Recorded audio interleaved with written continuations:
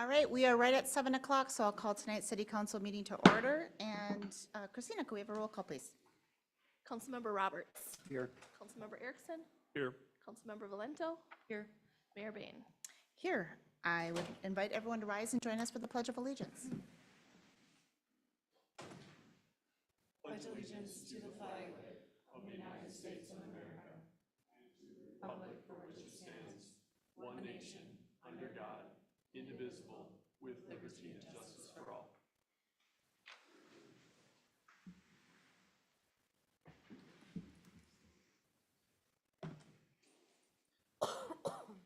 Members of council, we have an agenda before you. I would entertain a motion to approve or any changes. Also move. Second. We have a motion and a second. All those in favor signal by saying aye. Aye. Aye. Oppose, and our agenda is approved. Our next item this evening is open forum. Open forum is any interested party's opportunity to address council on any topic of your choosing. I will note that we do not have any public hearings scheduled on the meeting this evening, and so if you would like to address council, open forum is your time to do so. I also note that we do have a number of working session discussion topics. When we are upstairs, we have become a little bit more informal in taking some level of public comment and engagement during those discussion topics. Tonight, now that we are in a regular council meeting and we are in chambers, we're in a little bit more of a formal environment. If we are able to keep it managed, I am open to taking some level of council or some level of discussion during those workshop topics. But just please be respectful of the agenda that we have tonight. We have a number of topics that we need to go through. Anything that's going to require a more detailed working session, I would move that we would move that agenda item to another night where we can give a topic the due time. So I am open to taking some brief comments from the public during our discussion period, but again, just want to be respectful of everyone's time. We don't want to be here till curfew at 11 o'clock tonight. And so if there's something that is requiring a fair amount of discussion, let's just move it to another night, again, where we can give it enough time. So with that, if anyone has any planned comments, we are happy to hear them now during open forum. Is there anyone that is signed up? Nobody signed up for open forum? Okay, and is there anybody online for open forum? There is not. Okay. With that, we will bring the agenda to council, and council, for your consideration tonight are consent agenda items 6A through 6F. I would move that we move consent agenda item 6D, which is the approve of the plan and specs and authorized to bid for the airfield pavement maintenance project. I would move that we move that to the regular agenda, and then would move that we approve all of the other consent agenda items. Open to any changes anyone else may have, however. Is there a second? Second.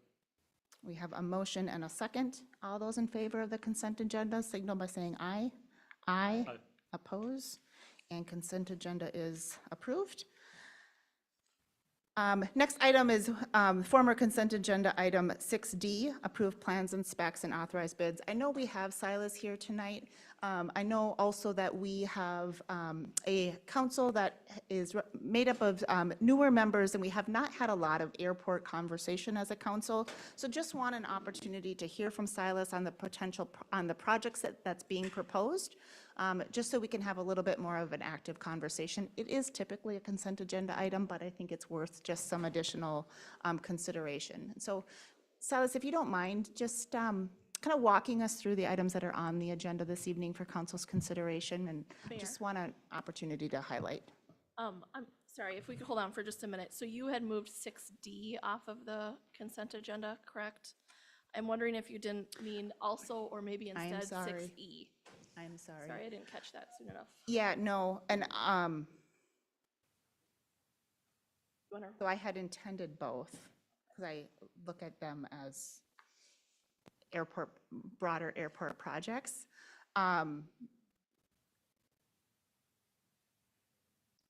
We have approved 6E. We could rescind. We could hear Silas's presentation and make a decision after Silas's presentation how we would like to proceed. That would maybe be our best course of action. If we need to rescind the approval, we certainly could. If council is open to consideration, then we would just consider the approval of the item 6D, which was moved. That is my error, my apologies. Council, are we okay with that approach? All right. Silas, we're really glad you're here. Thank you, Madam Mayor and members of council. Appreciate the opportunity to present on two airport projects that are proposed for the Forest Lake Airport. So I'll start with the airfield pavement maintenance project.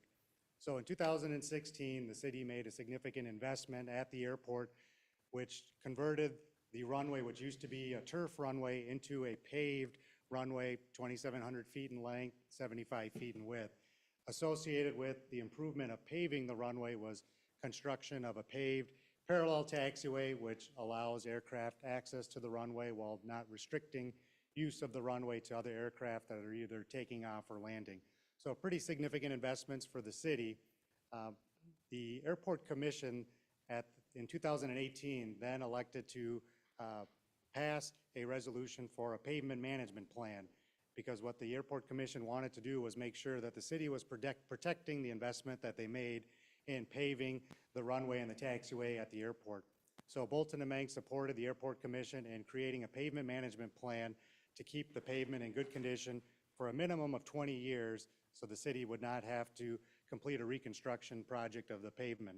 So the first of those projects was completed in 2019, which was a crack repair project, which essentially sealed any cracks that had opened up on the surface of the pavement, applied a seal coat to kind of prolong the life of the pavement, and then applied new pavement markings. The next project in the series for the pavement management plan is a project that's proposed before council tonight for authorization of the plan, specs, and authorization for bid, and that to complete another crack repair project. So to go back out there and investigate any of the cracks that have formed since the previous project, make sure they're sealed to prevent premature deterioration of the pavement, and then also to reseal any of the cracks that were previously sealed under the 2019 project. And the intent there is to make sure that the runway, taxiway, apron, and then the hangar taxi lanes remain in good condition to protect the investment in the pavements there. So how the airport receives funding is through MnDOT Aeronautics. So being that Forest Lake is an airport that does not receive federal funds, so you're limited to the use of state funds. In those situations, MnDOT provides a higher participation rate for projects at the airport. So MnDOT is proposing to fund the project at a 95% state share and a 5% local share for the pavement maintenance project, and then also the second project that I'll discuss here shortly. So we put together the bidding documents. We have an engineer's estimate for the project, including construction and engineering, of $56,700, of which the local share 5% would be $2,835. So we're proposing to authorize for bid and open the projects for bids on May 8th, and then subsequently bring the apparent low bidder to council for approval. So I'll pause there if any members of council have questions about the pavement maintenance project proposed. Just quick clarification, the city's portion comes out of the airport fund, is that correct? I'm not sure where the share of the city's portion is funded. I'll deflect to Administrator Hand for that. Thank you. Yes, Mayor and Council, the city's portion comes out of the airport fund. Thank you. That was my only question on the maintenance plan. To move on to talk about the taxiway project? Sure, certainly. Thank you. So the next project that's also proposed at the airport is an extension of taxiway Alpha 3, and then also an extension of taxi lane Bravo.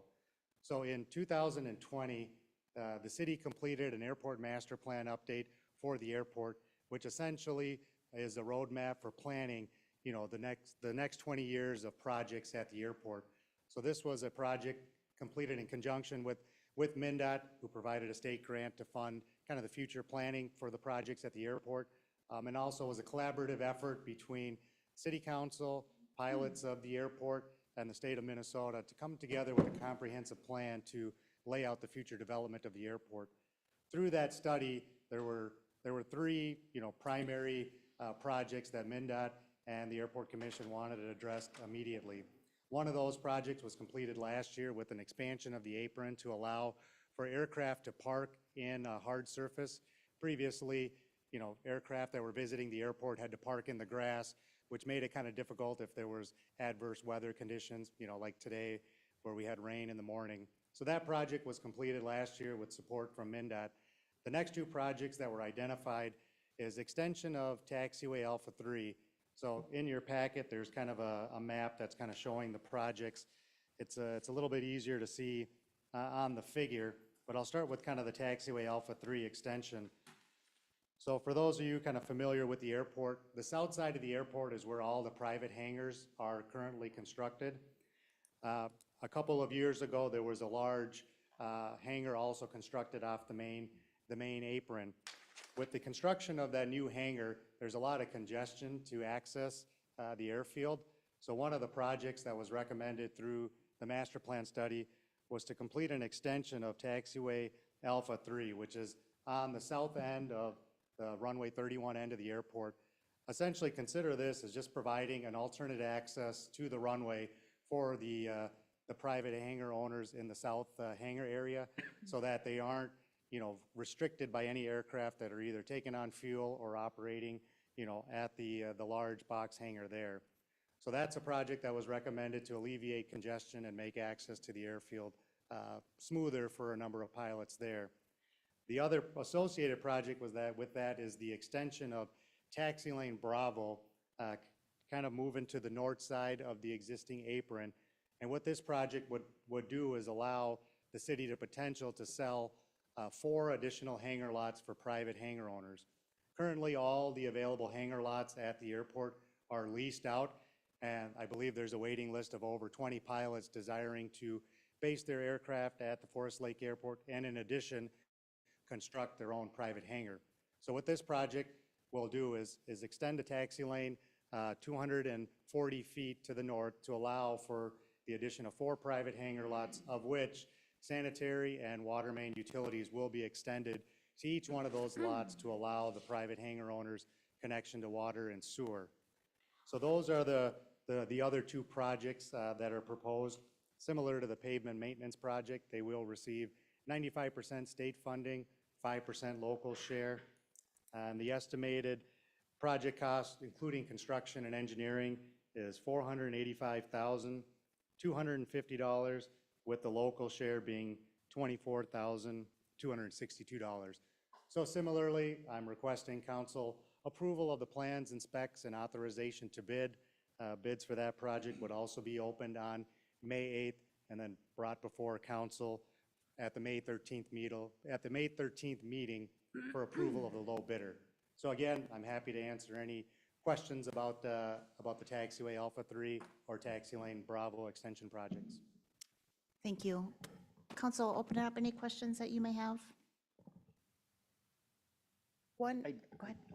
So when we did the actual paving of the runways, there was an issue with the engineering and it was an overrun. Is there some backup, or who picks up if there's any overruns and cost on this? Is that a split 95-5 like the project itself, or does the state pick up more of that, or how does that work?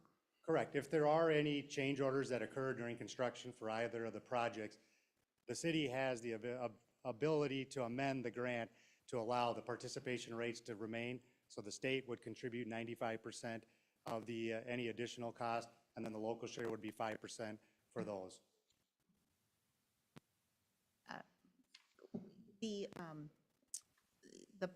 Your staff memo references the ability, this project allows for the ability of the extension of the 4 additional hangars. What is the airport project plan? What timeline does that anticipate for those hangars to be available to be built? Is this the last project that's needed for that sequence to happen, or are there additional actions that would need to happen? Are you, Madam Mayor, are you saying in terms of allowing then these hangar lots to be constructed upon? Yeah. So I would anticipate construction of this project, if moving forward, will be completed either in August or September, and immediately thereafter, the lots would be available for lease for construction to begin thereafter. Okay, there's no other infrastructure that's needed for that to happen. This is kind of the missing piece? Correct. This is the missing piece to construct the taxi lane for them to access their hangar and then extend the utilities. Okay.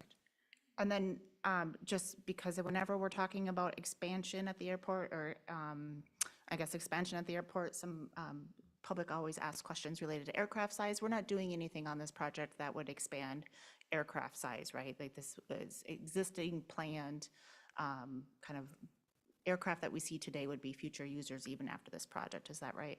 That's correct. The size of the aircraft that can operate at Forest Lake is limited to the length of the runway of 2,700 feet. So this will be likely your single-engine aircraft that are your leisure travelers that are operating around the Forest Lake area. Thank you. Any other questions? All right. Thank you for making the trip here. We appreciate it. Thank you. So council, we had previously approved item 6E, and I would move that council approve consent agenda items 6D. Is there a second? I'll second. We have a motion and a second. Any further discussion? Hearing none. All those in favor signal by saying aye. Aye. Oppose? And motion carries. All right, moving into our regular agenda, first for council's consideration, item 7A, accept donation from the American Legion Post 225 for resolution 482401, and Chief Newman. Mayor, members of the council, we received a generous donation of $1,000 from the American Legion Post 225. Staff recommendation is to accept this donation with gratitude. Thank you, Chief. I would move that council approve resolution 482401 with gratitude. Is there a second? I'll second. We have a motion and a second. All those in favor signal by saying aye. Aye. Aye. Opposed? Motion carries.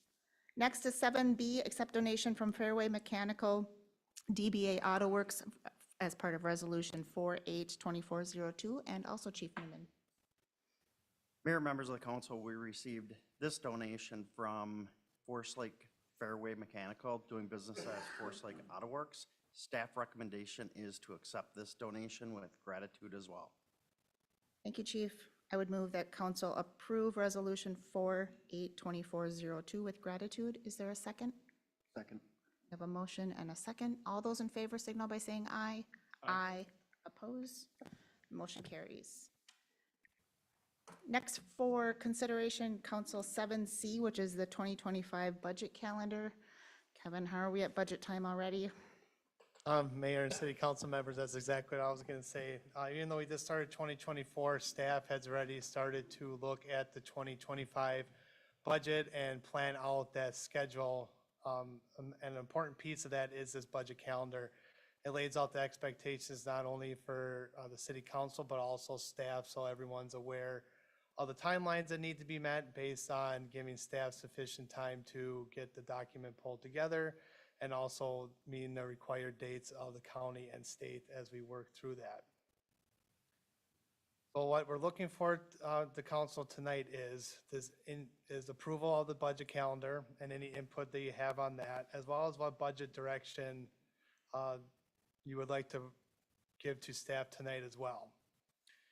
Based on what the staff prepared last year and was approved by city council, looking at our 10-year plan, that projected levy increase was about 14%. So what staff is looking for is city council so comfortable with that as a starting point when we are looking at the 2025 budget? And also, is there any suggestions that they have on the budget calendar as presented? Just to note, currently, where we're at is next week, we will be presenting a long-range plan on staffing. And then on May 20th at a workshop is when we would like to have that direction from council on their list of priorities for what you would like to see in that preliminary budget.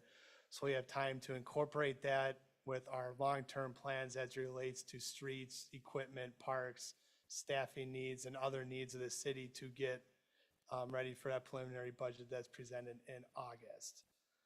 Also, this to keep on city council members' minds is we would like to know if you would like to hold another budget open house as you did last year in November.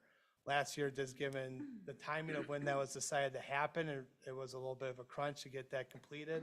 So the sooner we know that, if that's something we want to plan for, it makes it more efficient planning and can get that worked into our calendar.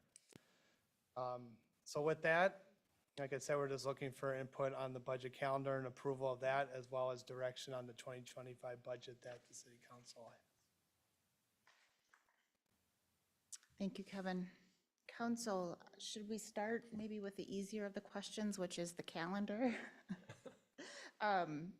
Thank you for providing this level of detail, Kevin. Council, as you look at the process that is being proposed, topics by day, I'm open to feedback that you may have.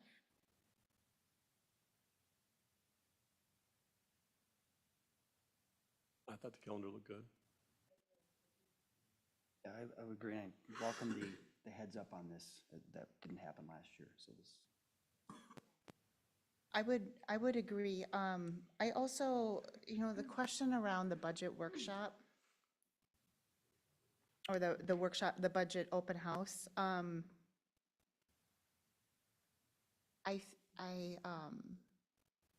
feel that while I could say, if you look at the number of meetings that are on our calendar between now and then, there's certainly a lot of opportunity for public input and public engagement. However, in experience, we know that there is a lot of moving pieces in those conversations, and it's really not until September and then into the fourth quarter that we have a full picture of what's actually being proposed and kind of top priorities. And so for those reasons, to have an opportunity to do that presentation to the community, I think is valuable. Now, I hope the community is plugged in as we go and providing feedback, but again, to do the top line conversation, I feel like last year's meeting was a little later than maybe what would be preferable. And so if we could plan for even September, maybe a little early, but that from a timeline perspective of when we are approving, having that level of feedback as we are considering that preliminary levy might be a bit optimistic on timeline, but certainly in October, once we've done the preliminary levy, maybe we're talking mid to late October would be a better timeline than, as late as we did it last year. It's hard to have that public, until council has made a decision and has reached consensus, it's hard to have a workshop of here's what the proposal is. But after we've done that preliminary levy, I think is a great time to at least workshop or to have the open house on what's included in the preliminary levy. And that certainly can help to kind of inform council's kind of next versions of that conversation as we drive towards formal adoption. So a lot of words to say October. Is that where we are? Sounds good. Kevin, does that timing work for you? If we were to Yes, plan for? Mayor, that timing does work. Not necessarily was looking for an answer on that open house, but just wanted to get it on the radar for that. But it does seem like the general consensus is that we want to schedule that. And I agree, last year was a little late just putting that together. We want opportunity, if we go that direction, to not only hear feedback from the citizens of Forest Lake, but also then provide feedback between staff and council members from what they heard there as well. So given that timeline, that makes a lot more sense in my opinion, as well. So unless I hear otherwise, we will plan on getting that scheduled and communicate that out when we feel a good time to do that will be. On to the trickier part of the conversation, feedback as far as starting spot for levy. And again, this is a very preliminary conversation. If I can, speak from experience, this is kind of a gut check on what's the mindset going into budget season, and certainly looking at the projected levies that were planned as part of the 10-year plan is a good starting spot. Open to feedback that council may have. Well, I mean, we worked very hard last year to land where we did, which was significantly higher than anything we've done in recent history. I think this is a good starting spot. We knew going into last year that there were some major things that, we as a body and as a city needs to do, and that hasn't changed. And so, I fully expect that we'll see some revisions to this, but I think I'm fine with it as a starting point. Other points of consideration? I'm good with it as a starting point. I think, I mean, we have to start somewhere, and with the 10-year financial plan being relatively new for the city, and as we worked super hard on the budget last year, since that is the starting point for this year, I would like to stick with that just so that we can even remind ourselves of the conversations from last year, see where we ended up, how that impacted how we got to this number from last year, and just continue that conversation forward. The one, as I look at the 10-year plan, the one thing that, so we had originally, when we passed the preliminary levy, the mindset was, we know this is going to be a spike, so let's make it a spike so that future years, we don't need to continue a plateau. And I'm a little concerned that we do have a plateau developing in that the number for 2025 is one thing, but that actually goes up in current projections for 2026. And so I think that's part of what I think what we need to wrap our heads around is, are we comfortable with this 3-year plateau number? Or, because then after the plateau, then numbers do come down nicely. And I know we've got a lot of work to do, but I think kind of looking ahead to what is the trajectory is part of what we need to keep our eye on. So I think it's a good place to start. I'm a little concerned with us projecting out that level without having clear, and this is also where that 10-year plan comes in, have the conversations about the projects that are in that 10-year plan. Some of them are in the room tonight, frankly, to just really continue to evolve so that we're not just talking about a percentage, but we're talking about actual timing of projects and things in the ground. I think helps us to get comfortable on what the right timing is. And so a lot of words to also say, I think this is a good place to start. Any other points of feedback related to budget? Evan, Christina, everybody, does that give you what we need to get started? Yes, it does. Fantastic. All right, moving into our workshop topics. Oh, we owe one more. Oh, I'm sorry, we do have one more action item, and that is 7D, consideration of housing legislation resolution, which is resolution 482403, and I believe Christina.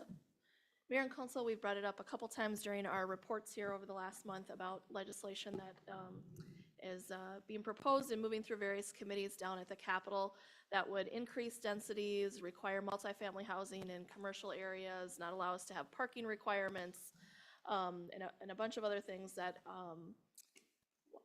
intends to make housing more affordable, but certainly take some of the decision-making authority away from local governments and can shift some of the cost burden onto our current residents. And so, as a number of other cities are doing, I've prepared in your packet a resolution that would support retaining Forest Lakes zoning authority, but also, recognizing that we need to work with the state on constructive policy alternatives to incentivize and bolster city efforts for addressing housing challenges and advocating for a city-state partnership to consider reforms that are proven to address housing availability and affordability, and that ensures efforts can be locally led and shaped. So with that, I will take any questions. I know we've talked about this a few times. I know that as the legislature continues to do their work, things are always evolving, and so we tried to very purposefully have a generic, if you will, resolution that doesn't call out any specific bills or specific initiatives, but just that idea that decision-making should be held here in the local community.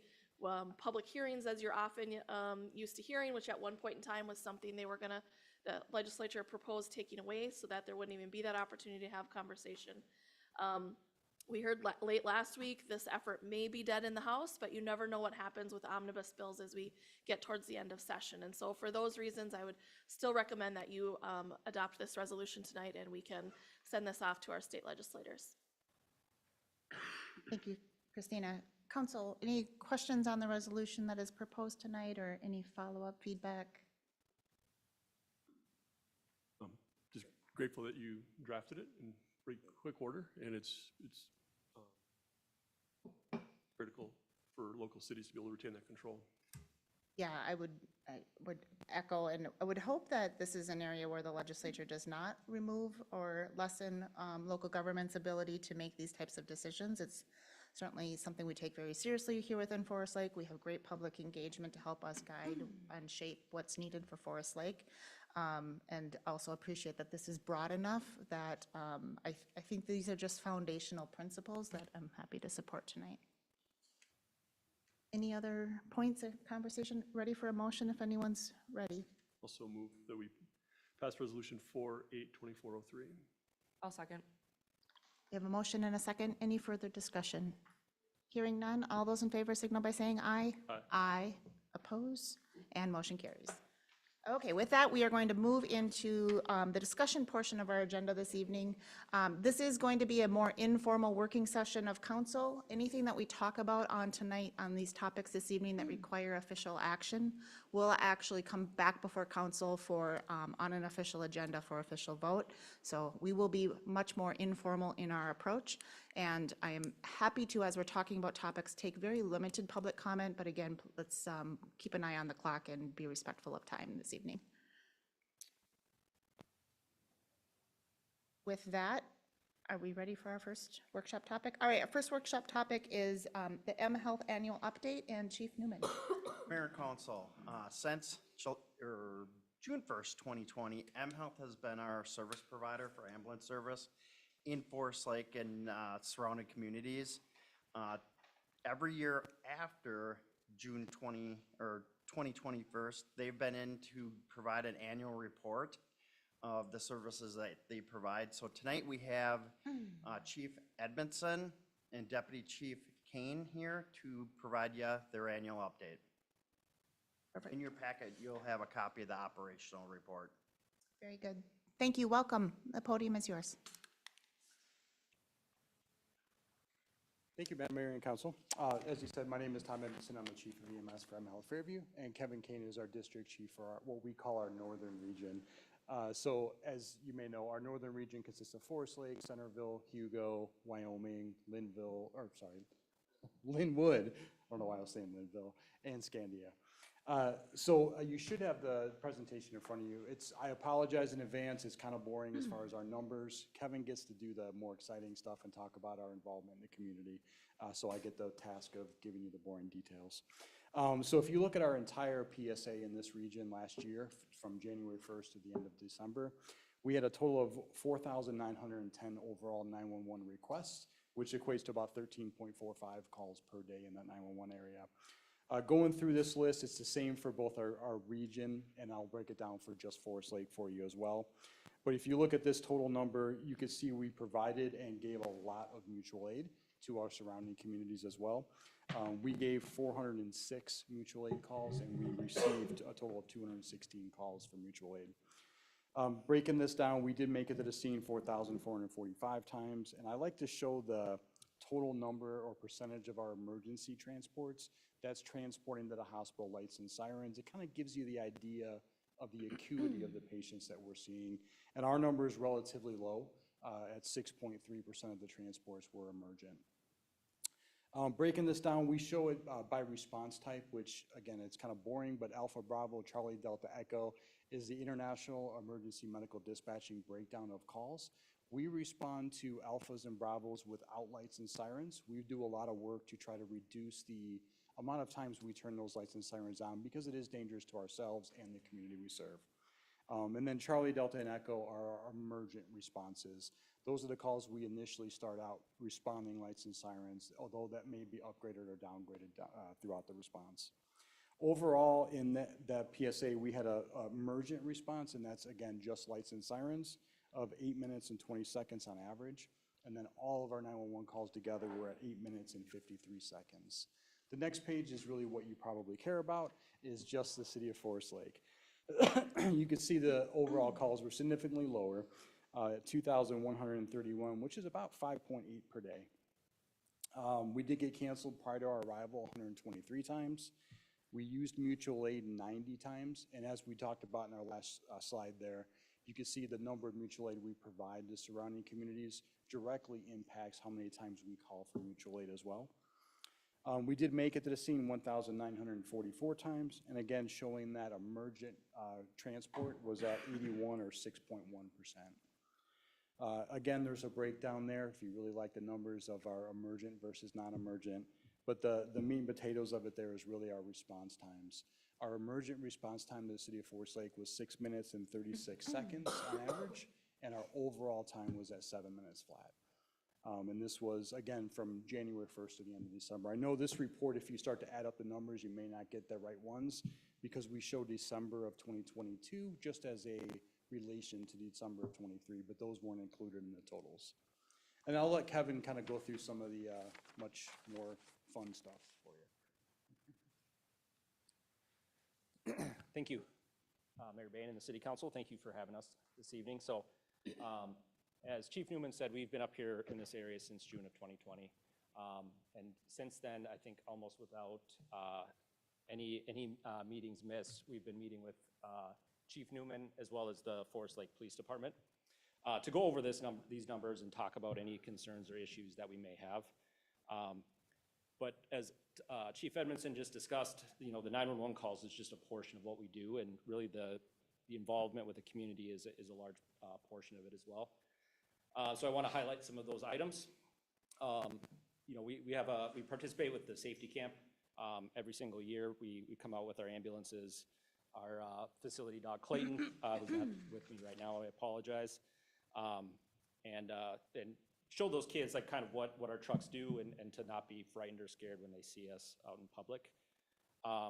We do offer trainings to the police department and fire department free of charge, so that their medical trainings are taken care of through mHealth. We also do a lot with the 4th of July festivities in Forest Lake, so we are involved with planning that, up staffing, and making sure that goes smooth and safe for everybody. So any questions for us? Any questions? Response times year over year, what direction are we heading, and anything we can do to help you with that, or any trends that worth noting? Yeah, I can take that. So our response times, I believe, have gone down slightly year over year. We look at that. I don't have the numbers with me, so I apologize. I didn't come prepared for that. But we do constantly look at the times, our total responses, both in Forest Lake and for our whole PSA. And we make tweaks to our deployment, our staffing model, and our locations that we staff as needed, as they come up. So we make drastic changes to that as we need to. We do also, we just implemented a new software last year. So we've been alive for a year on it now. So it's basically been collecting data, and it uses artificial intelligence to really do call predictivity. So it will show us and predict where those call volumes will be. That part is just it's turned live to actually beginning of this month, and it's just in a testing phase right now. And we hope to implement that and start kind of posting our trucks slightly different to where the predicted calls will be. So it is very near and dear to us, and we look at that pretty much every month on how we can improve. Council, any other questions we may have? A quick comment, this topic comes up every time we're talking about fire staffing, so our partnership is really, really important. You are a critical part to us maintaining our paid-on-call model on the fire side.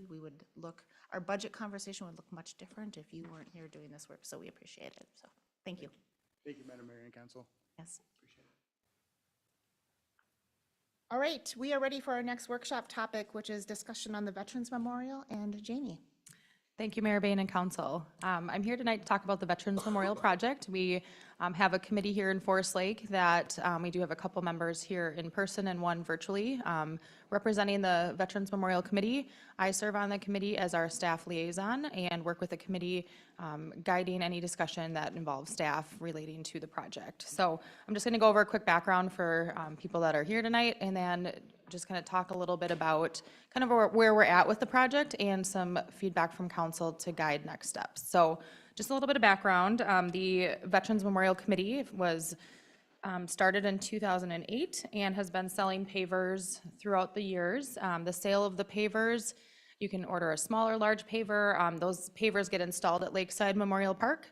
The revenue that we've been generating through the paver sales has been in a restricted account. The city is the fiscal agent for this group. So we've been holding on to the money and have had about $65,000 in revenue over the years.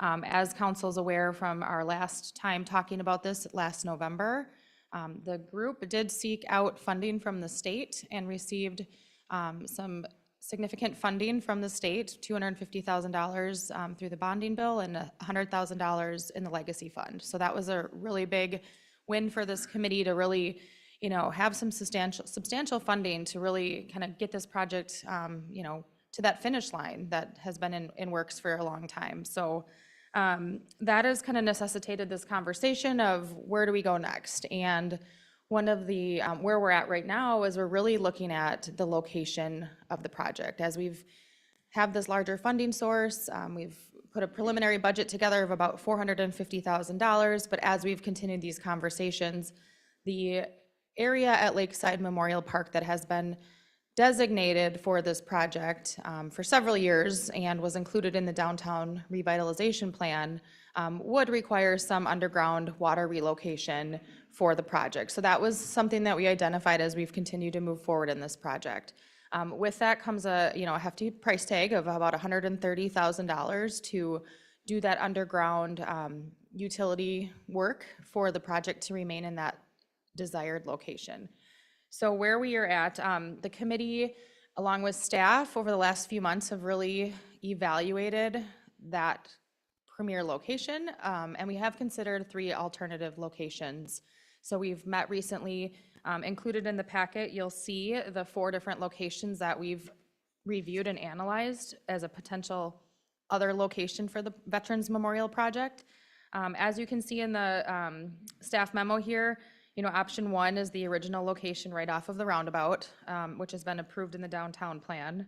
We do have an option 2, which would be essentially that same area, but if we reduce the size of the project and offset it just a little bit, we can, we could potentially have it fit there, but it would require reducing the overall project size and kind of offsetting it from the downtown roundabout. That is an option we've looked at. The third option we discussed was the City of Forest Lake property, which is on the corner of Broadway Avenue West and Highway 61. You'll see there's a parcel that is city property.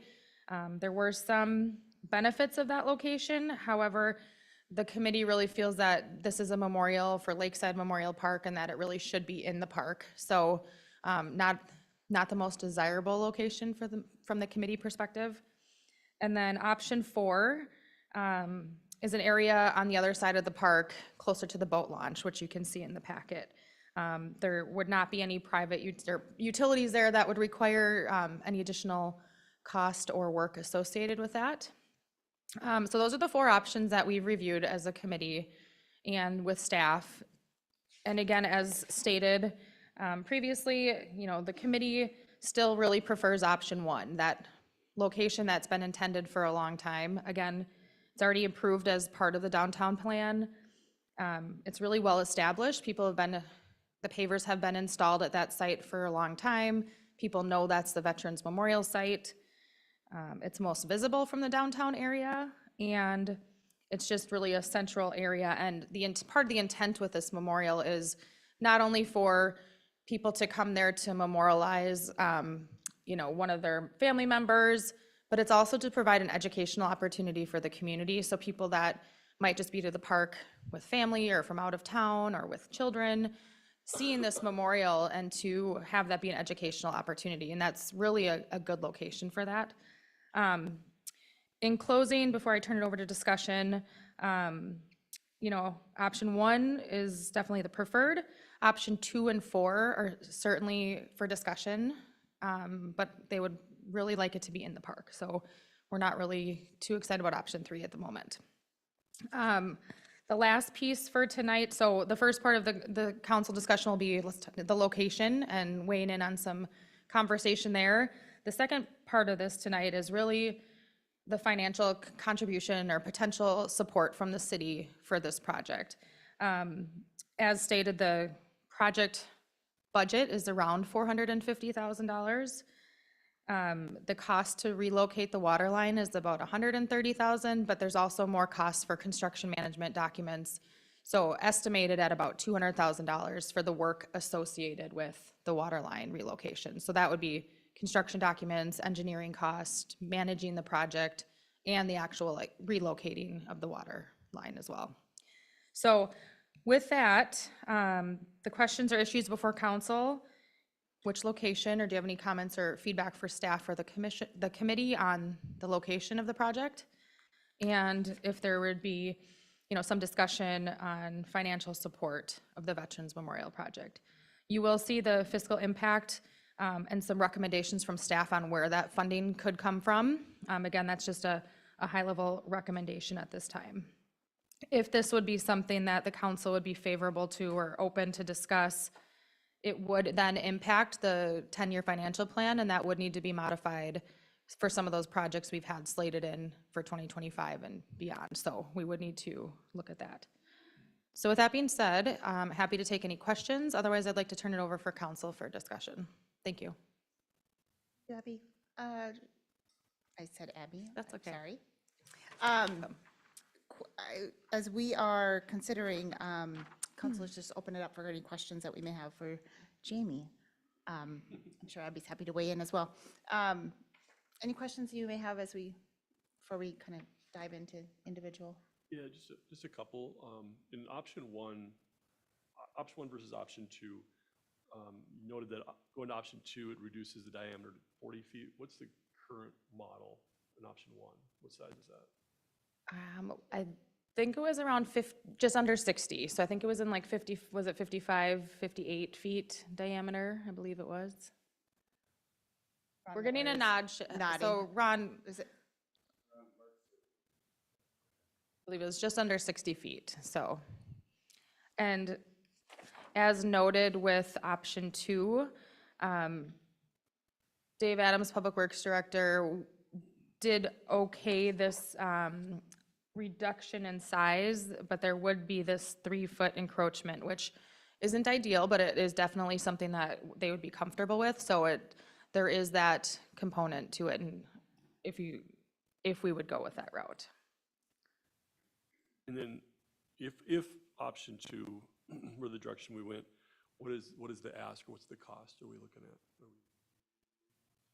at? If there was option two, it would not require the water line relocation. So the $130,000 for that portion of the project, we would then just be looking at roughly $70,000 for construction documents, engineering, construction management, kind of that bucket of work. And that's for the memorial itself, regardless of where it's at? Option one Correct. through four. Correct. Can somebody spell out a little bit more in a little bit more meaningful way? What is our impact of that 3-foot encroachment? Like, what does that do for us or not do? What does that prohibit?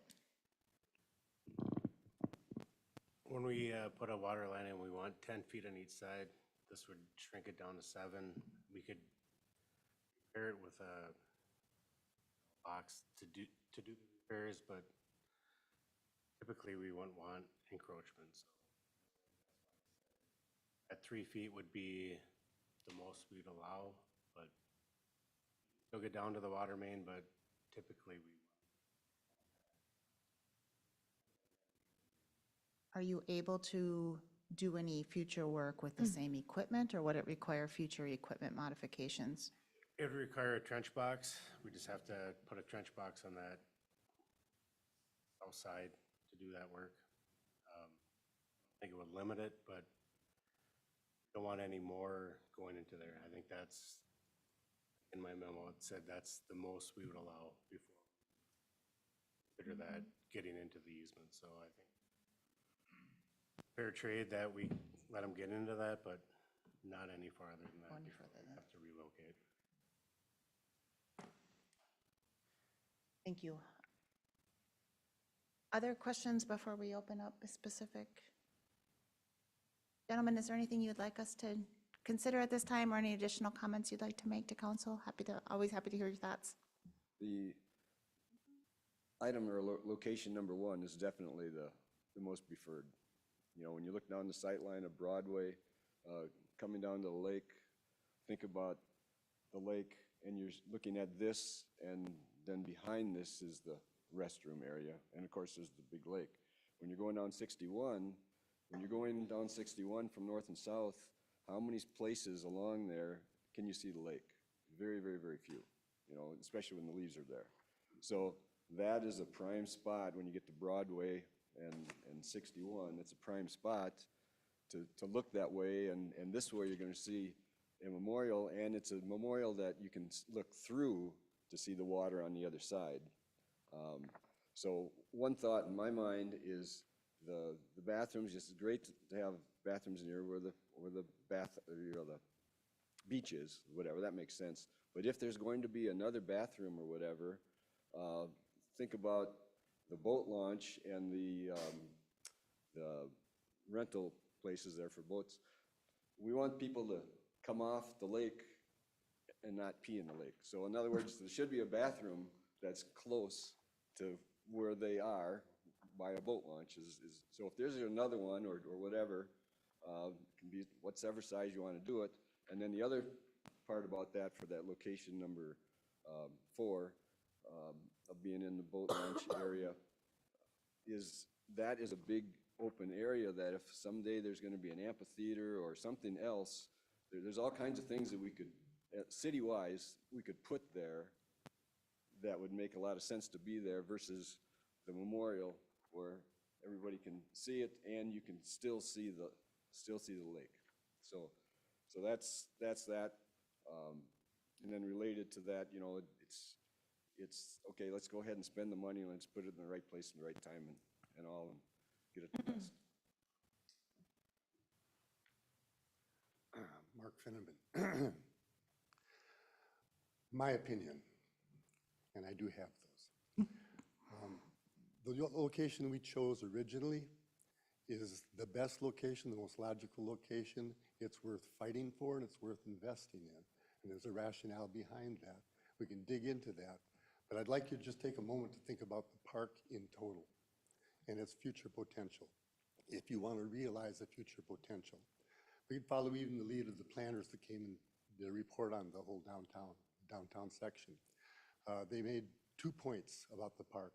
Probably the only 2 salient points they made was that essentially, if you did move the bathhouse, you don't have to do it now. I would say keep it alive until you make a decision about it. But there's another logical, central, utility-oriented position for it to be in, central to the park. Just has to be talked about. You have a chance to begin a brand new story with that and follow the national park kind of model where they take these seasonal things and they make them concise and they make them personality oriented. You have a chance for a new horizon there. And when you free up that spot, it's just not an object between 2 sides of a park anymore. You have this large panoramic view of a park, and that will enhance and expand the sense of that park dramatically. Go on down to the north end and take advantage again of the other planners' thoughts. Someday, maybe you want to take a load off the lake, and maybe you would take over that territory that's now the public land, the landing, maintain access to drive onto the lake, but put that into the park. Gain all of that potential that now the park could have, make the amphitheater there, do something there that's an activity that draws people through the park. That all makes sense. And so the site that we're choosing is fundamentally on the east-west axis of the north-south axis that the park sets up. And pay attention to geometry sometimes. It makes a lot of sense. That position, it's hard to pick that one position where you slide over to the plaza building and try and fit it into a space. It's very constrained, and we're pressing on the plaza building. It's a very formal building, but it's got a front that demands a certain amount of side width on both sides. We can stay in the original position, and if we do the right things there, we can be ready for the future by new utility lines and other things that might happen to be more refreshed than the old ones that are sitting there. Essentially, we're tied to the city. You are our partners because it's public land and you have to administer or construction manage the project all the way through. You are our bank because we need to funnel all the money through you folks. But right now, we have sufficient money, liquid money. I've failed to follow the price tags that I hear around here because on the public side or private side of life, they just don't exist at that level. It's a small project in terms there's only a few vendors and a few things to accomplish. Does it require all the kind of monies we're talking about here? I don't think so. We have about liquid $160,000 that we can hire the city. We can hire the contractors you have to hire them, but we can essentially pay for that, not coming out of your today's budget, not worrying about that. And we can take care of all the underground work, and we can be positioned where we should properly be positioned. And then we're talking about something that is really noteworthy. To do something noteworthy, you got to put it in the right spot. And if you want it to be noteworthy, I don't expect you to buy into our design at this point because we're evolving. We stopped when we hit all the headwinds about whether utilities were going to stop us or we had to move to a different location. So we've stopped the design at that point.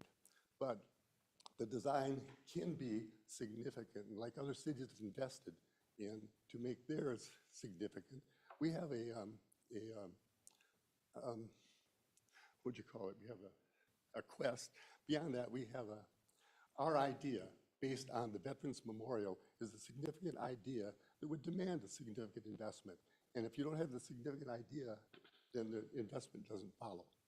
So I think we can partner up for this first phase, get that done. We already have half the budget necessary for the second phase. We just can't get at it until we finish that next phase. So we're ready to go out there and fund drive and pick up the rest of the cash so we don't have to come beholding on the city for much of anything except administration and banking. And yes, we would love you to participate in some fashion as an investor. But it's worthwhile to make it great in that one position that's the great position and not mess around with trying to put some constrained animal someplace else. That's my pitch on this whole thing. I hope you can believe in it, even though you haven't seen it yet. You've seen the core idea, which can get smaller and work differently, but it still requires a magic moment that has to be developed. And when that comes along, I think you can put your hearts behind it more than we expect you to do right now. We just want that position on site. We'll pay for it and get you there, and then we'll pick up the rest of the bill if we have to. We haven't started our funding drive yet officially, so give us that opportunity, but give us a site we can work with. Thank you. Council, so a couple questions on the agenda for us this evening. One is around location and second is around financial impact. Should just open up conversation around location, thoughts? Well, my thought, as I kind of alluded to in asking those earlier questions, it's either one or two in my mind. I don't think it makes sense to go down to the north end of the park, interfere with potential plans down there, and certainly you'd need to keep it at Lakeside Memorial Park. And I think based on Mr. Finneman's presentation, I feel like the ask is a little different than maybe what was in the packet. Felt like the ask was, are we willing to commit $200,000 to make this project happen? And it sounds like it might be less than that. It's more about, hey, can we get going on this? And so I guess, in my opinion, I'd like to see it at preferably 1, 2 as a backup, and really be exploratory on ways that we can make that work. Thank you for that, great perspectives. Other thoughts? So I would agree with Councilmember Erickson on the location, that is the right location. I'm challenged a little bit on the size just based on having to make this infrastructure change. So the question would be to Ryan and Dave, is there long-term benefits where we'd have to do some, to Mr. Finneman's point, make some changes to that line or upgrade it at some point where we're going to be spending this money at some point regardless? Or is this main that's in there good for 30, 40 years? Or any other water improvements or anything? I don't know if there's any stormwater, anything that can be done to make it worth this, big move to make that main move. Mayor and Council, just to answer that, a question that was, or a comment that was brought out earlier is the beach house. It can't be moved. There's only that one spot of sanitary in that whole entire park, and it has the electricity, the irrigation, and the water all coming into it. So that it's not just, sounds great, pick up a building and move it, but you're talking hundreds of thousands or millions of dollars to relocate that. That has nothing to do with this right now, but I'm just saying that that's a financial question later on. as far as the water line, I would recommend if they want that bigger size, that you move it. Because it's probably 80s or 90s that it was put in. East Broadway probably was 2005, so that connected the old line, but that old one is, when is it gonna replace? There's a line replaced at Wells Fargo 5 years ago that was stamped 1929. I can't tell you when it's gonna break, but you just don't want it to break underneath a $500,000 monument that was just put up. That's been relayed to, Ron and Mark too, is that we don't want that to happen. We don't want you to build over top of it, and then what happens when there's water coming out of the ground and then we gotta fix it, so. It could break tomorrow, or it could break in 200 years, and that statue or that memorial could be replaced once time over. But I don't know when that happens, but just planning, you don't wanna build anything over top of a water main if you don't have to. Roads, yes, because you can dig them up, catch them back in, but a memorial with pavers and all that, I mean, when you start tearing into it, that's my recommendation, is if you're gonna do that full size, you have to relocate. Option 2 is you can fit it without causing the city any cost, no sidewalk replacements, no fiber or comm removal, anything. Maybe off-centered option we found that would fit. Bigger option is, it's not the water line, but there is fiber and comm in there too that'll have. Is that contemplating this cost in the? It is not. The hope is that the comm and fiber provider would move that at their cost. Depends on when they put it in. If it's under 5 years, then usually the 5 years, then that hasn't been explored quite yet because we haven't been down that road of exactly asking them to move stuff if they don't.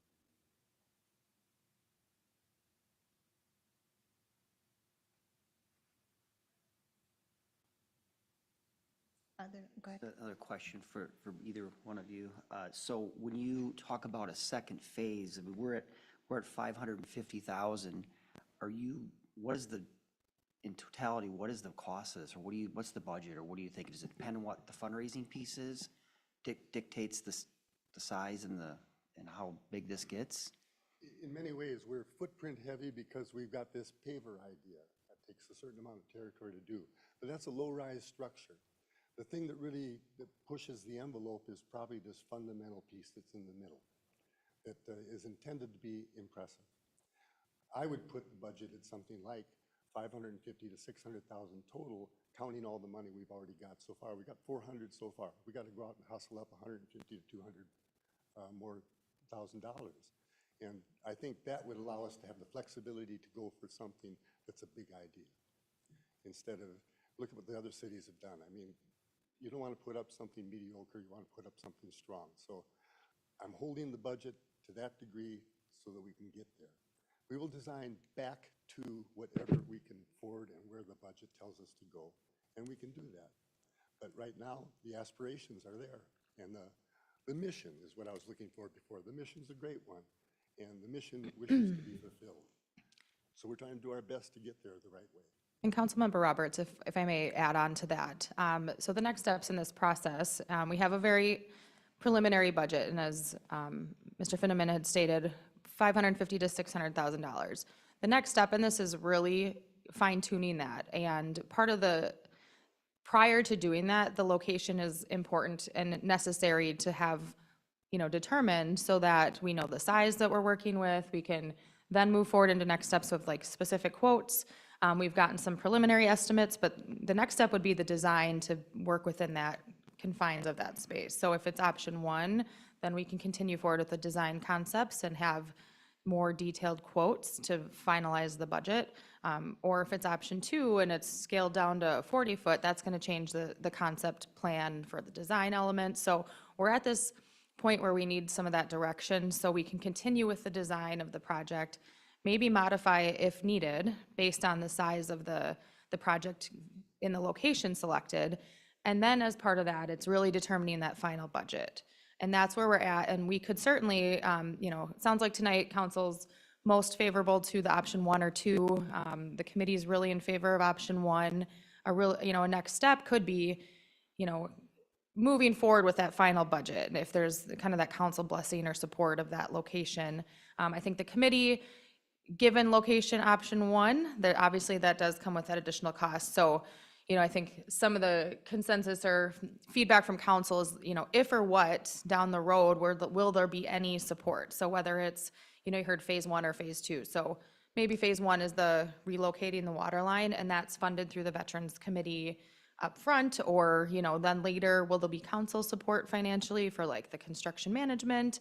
You know, if or what, is there an appetite of council? The grant funding is through 2027 is when it expires, so we're not in an urgent, like necessarily the 2025 budget or a portion for the 2025 budget or a portion for 2026. So, you know, I think just in general, is there somewhere in this project over the next couple of years, some appetite or support from the city? And if so, what would that look like? And I think we could figure out later on maybe what that amount or contribution from the city could be. I think there's just some feedback of if or would there be council support, if that helps clarify.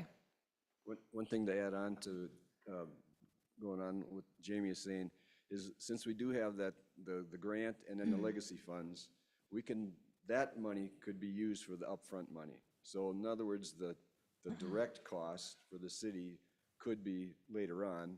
I mean, other than the full staff that are gonna be helping out with the construction, whatever, but other than that, so anyway. One of the, couple of things. I have a little bit of heartburn over the charge coming from the water fund. I feel like, yes, it's water infrastructure that we're building, but the root cause is not necessarily a need of our water project. Would feel differently if this was rooted in, are we solid that this has to be a water fund funded project, or is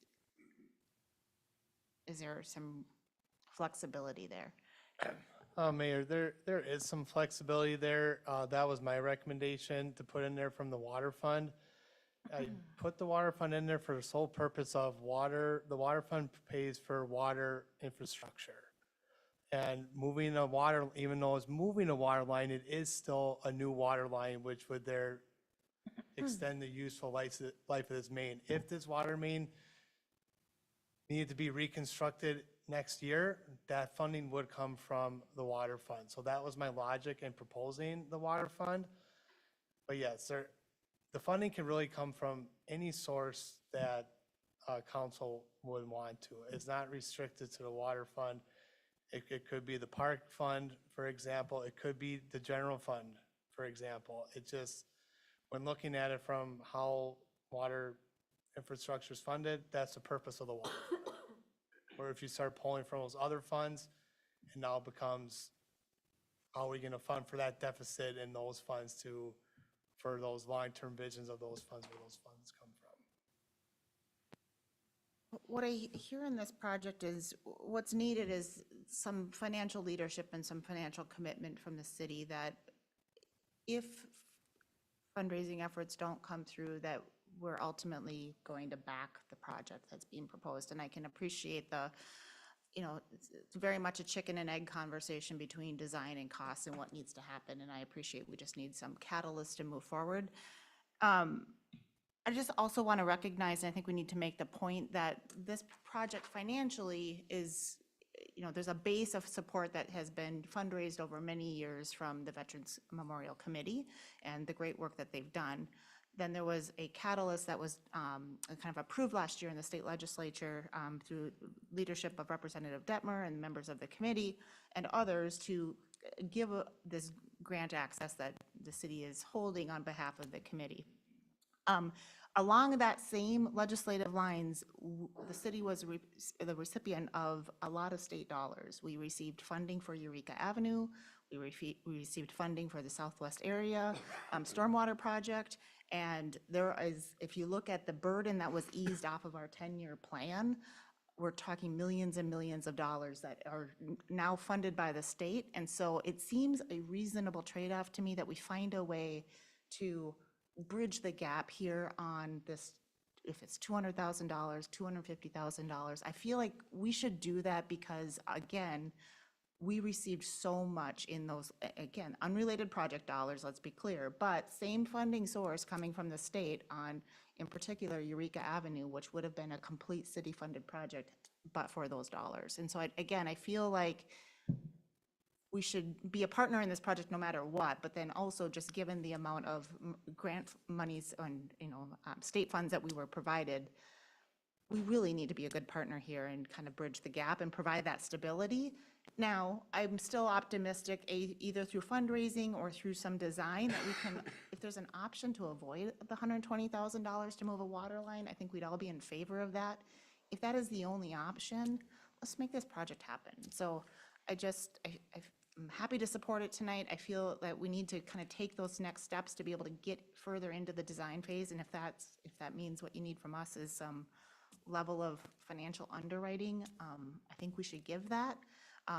Also, I would also encourage, continued fundraising, and let's try to make sure this isn't too big of a burden on the water fund or whatever fund is going to have to bridge that gap. But let's be clear, we're sitting in a much better financial position as a city overall because of some state action that we should be able to bridge this.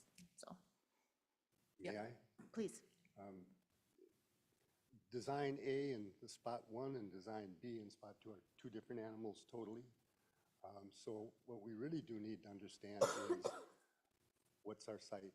We want it to be a specific site, and we're willing to buy down that opportunity as much as we possibly can, so you don't have to think about your budget this year and do much about that at all. You just have to do some sweat equity and help us through this process of bank or an administrator. And it's just not that complicated an idea. And so after that, we still have a good reserve fund sitting there, and we're going to go out and get more funds. So I don't know that we're asking the city for all that much, other than we're hoping to have you participate, to take the load off of the fundraising. But I believe this community can come up with a couple $100,000, absolutely. And Mayor Bain, I think too, this will be coming back and probably more than once because of the nature of being the partner on public property and the park downtown. So I think for purposes of tonight, the location was the big driving factor of, getting a little more reassurance on that option 1. And I think I appreciate your comments too of, once we continue moving forward with design and fundraising and putting together that final budget, the intent is for the committee to be able to fundraise and continue to seek out grant funding dollars. But if there got to be that point of, bringing it back to council, the full budget, I think that would be an appropriate next step to see the financial part. So Mayor and Council, if I could, because I'm the one that asked to bring this to the council after my first meeting with the committee back in January or February. And I'm a little bit lost listening to the conversation, because the reason it's here is because we had challenges over location, which you seem to have solved. But then we had challenges over who was paying to move the water main. And Mr. Miller had shared with me that the city committed to him back in 2009 or sometime that they would do that. And there was differences of opinion between committee members and staff. And so I do think there needs to be some level of financial discussion here tonight. If for no other reason, then our next step will be at the next council meeting to bring back a resolution to memorialize whatever direction you give tonight, because it's just gotten lost and confusing over the years, right? So Jamie is right. I'm hearing option 1 seems to be the one that council's supportive of, but I don't want to get wishy-washy on this funding thing, and then we come to a standstill again at the committee level. So even if it's, if the position is tonight we're not willing to contribute to, or at this time we're not willing to contribute to the cost of moving the water main, that we expect that to be funded through the committee. They can always come back later if there's other costs. This has been really challenging for me in just the last couple months here because we can't get a clear, consistent direction on where we're moving to try and get this done. And so that's the background of why it's on here. Even as a week and a half ago, the $200,000 number was what came out of, from the committee members, so I'm not sure what happened between then and tonight where they're saying there's nothing. And that's great if they don't think there needs to be that support, or maybe it's just the general engineering, construction documents, construction management stuff that we could at least go on record as saying the city would cover those costs and could come out of the Park Capital Improvement Fund or general fund, wherever, you so wish it to be. The last thing that I just want to mention, the mayor brings up a great point about all the millions of dollars that we got from the state legislature last year.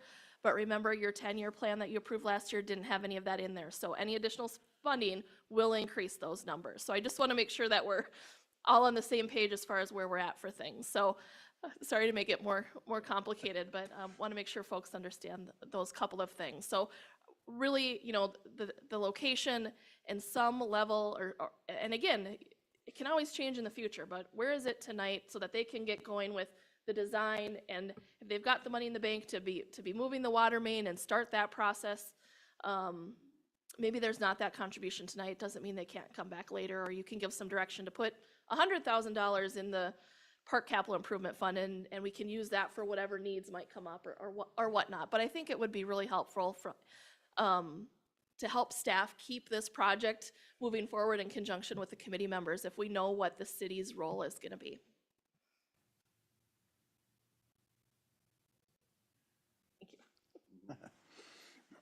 Other thoughts on kind of financial commitment or?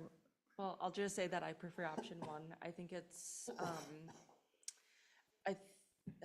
the memorial has been there for such a long time. And then I think also that it is a staple within our community and community members paying forth within that to make that a memorial there. And then the conversation for the new one has been a long time coming as well.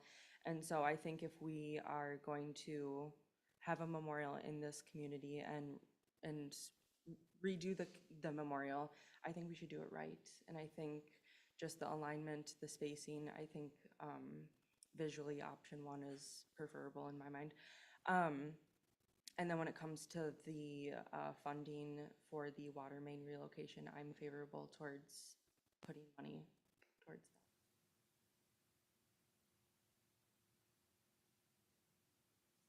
that. Other? I guess I'm not sure if it's money will be used for the water mains, it has to come out of the water fund, or it might be on the back end coming out of parks. I think the real ask is what's the number we're willing to commit to? Is it 70? Is it 200? Is it somewhere in the middle? At this point, I'd be willing to say half, split the difference, whatever that comes to. We've got some skin. This is a city park. It's an amenity to the city.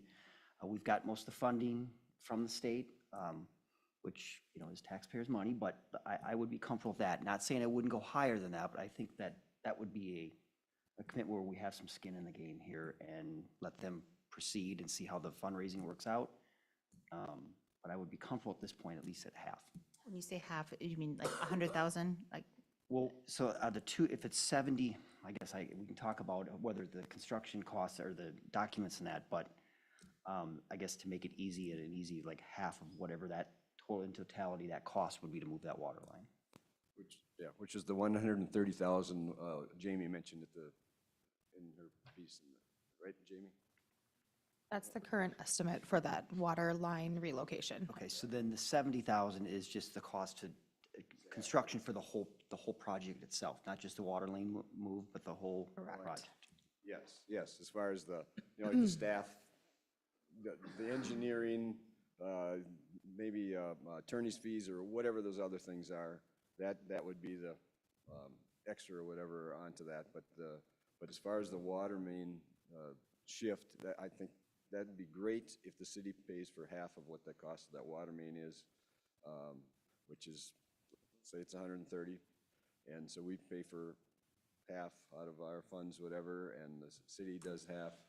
And then, of course, no matter where the location is, the attorneys and the engineering and whatever is all, on city staff-wise, whatever, that's going to be that other cost, whatever that, estimate is. Are that estimate hard costs or opportunity costs, or what is that? So those would be our hard costs, our third-party costs.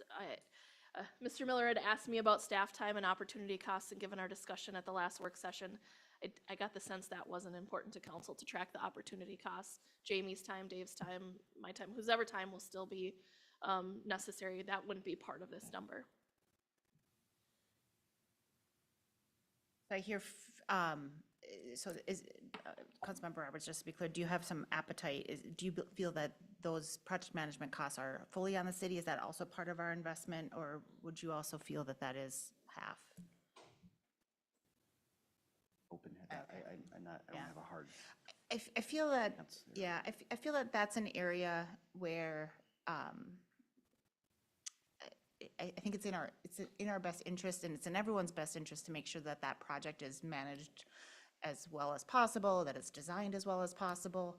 And so I feel like we should at least share in those costs. And if we're starting to run on the high end of, you know, what the committee is able to do, I think the city should take that on, because we know that if a project goes poorly, we end up taking it on anyway. I'd rather us make that upfront and make it a positive project. So I'm open to us also supporting those costs. So am I hearing 100,000, 150,000? I'm not sure where I'm cutting the halves in. Pick a number and tell me. We can figure out the details of what in the resolution that we bring back. I was thinking 100, but you guys are talking higher, so. Yeah, I'm, Well, if it's 50 of both, that is 100. That's what I was thinking. I'd say let's commit to at least that and open to, I mean, because we're not upfronting that money necessarily. And again, if there's issues fundraising or project cost overruns, they can always come back and ask for more. I think it would just be helpful in planning for their fundraising campaign and the design to know what the city could contribute. foundational support. And what we're hearing is foundational support of at least 100,000. I will say, as we go and as that project gets further designed and as fundraising efforts are coming up, I am open to a second ask. And because again, I just feel like that's part of our role, is to just make sure that this project can happen. And so I'm open to a second ask, but if this is kind of the, you know, the foundational level that's required to get us to the next level, I think that's the right move for tonight. Yeah, I agree. I would be open for a second ask. And then too, with that, I think an update would be nice as well. So, update from them for the project and just the conversations being had. Yeah, and for sure, as Jamie mentioned, and I think she did, this is probably just the first of many times you'll see them before you. Now that they've got some direction, they can start that design and be coming back for that. We'll have to talk about, you know, long-term maintenance and all of those type of agreements. So there'll definitely be updates, I envision, in the future. Gentlemen, does this get us to the next level where we need to go? Very good. So I hear site one, is it? We found a home. Site one, we have a home. Very good. Thank you for being here. Yes. You're welcome. All right, our next topic this evening, consideration of the downtown stormwater BMPs and kind of an update from our last council discussion. Tim, I think you're leading us through this. Yes, good evening, Mayor and Council. On March 25th, I presented some options for some potential corrective actions on the downtown BMP project. Number one was to consider, you know, restoring the area to the original design. The second would be to consider easier maintenance. And then finally, to restore all the areas to their pre-construction condition. I was tasked at that time to reconnect with the residents to gauge some interest on a balance, and I'm here to present those this evening. I will run through these relatively quickly, but we can certainly stop at each one and discuss more if you'd like. So for basins 1, 2, and 3, we'll start at the very south end of the project. Those are off of Hayward. The preferred option there was 3, to restore to the pre-construction condition. At Basin 4, unfortunately, I haven't been able to connect with them verbally, so I don't necessarily want to speak for them completely. The unique part about Basin 4 is that it really does match the pre-construction condition the closest. And so for the sake of this exercise, we assumed that that basin would remain in place. But again, I don't necessarily want to speak for them, as I hadn't connected with them directly. Yes. No, thank you. I saw you walk in and didn't recognize you, so, certainly open to that discussion. Similar to the next basins to the north, the Basin 5 is really split into 3 cells. I know that the Mikolevs were here last time too, discussing, or, expressing some desire to restore to option 3. Since I hadn't talked to them directly, I don't want to speak for them again. But it's assumed for the sake of this exercise that those basins would be restored to their original pre-construction condition. For the north cell of Basin 5, on Tom Chall and his wife's property, adjacent to his property, we discussed, he expressed some concerns, and desire to restore to option 3, but was open to some additional consideration for a shallow 1/2 foot feature. So we did assume that some volume could be preserved in the north cell of option 5. Moving all the way up to 233rd now to the Searings Basin, Basin number 6. He also expressed desire to go to option 3 for a full restoration to the pre-construction condition. I asked Mr. Searing if I could present an option to him that essentially kept the same small footprint that was there before and still maintained some water quality volume. He was receptive to that option, but wanted to make sure that his lake access was restored, that his home would be preserved from flooding, that there wouldn't be any real expansion of that storage option. So I sent him a map this morning. I know he's out of town right now, but he was at least receptive to that consideration. Moving finally to basin number 7, we know that basin's quite deep. However, the property owners adjacent to that feature mentioned that the drainage on their property is actually improved. So there's maybe just some regrading that we could do to help encourage some of those flat areas to go away, but really helped keep water from flowing directly into their backyard and stay in the ditch area. So we'd look at some restoration there for better maintenance, easier maintenance, shallower. I know that one is having some trouble draining too. So bringing the sand section up and adding a tile. When all is said and done, that total volume now, if you on the second page of the memo, would be a total of around 2,800 cubic feet that could be preserved. That has an offset treatment area of around 1/2 an acre, 0.46 acres. I have not updated a cost estimate. I presume that $92,000 number would go down because we're not filling in every feature. But certainly want to open this back up for discussion if need be, and answer any additional questions. Thank you, Tim. Thank you for the additional work and the feedback that we took from our last council meeting. I know we have a number of homeowners here, and I'm happy to open up for additional public comment if there are comments that you would like to make as council's considering this option. And again, we're just in workshop discussion tonight. Anything that we talk about would have to come back in a meeting anyway, but I am happy to take some public comment if there is anybody that would like to speak.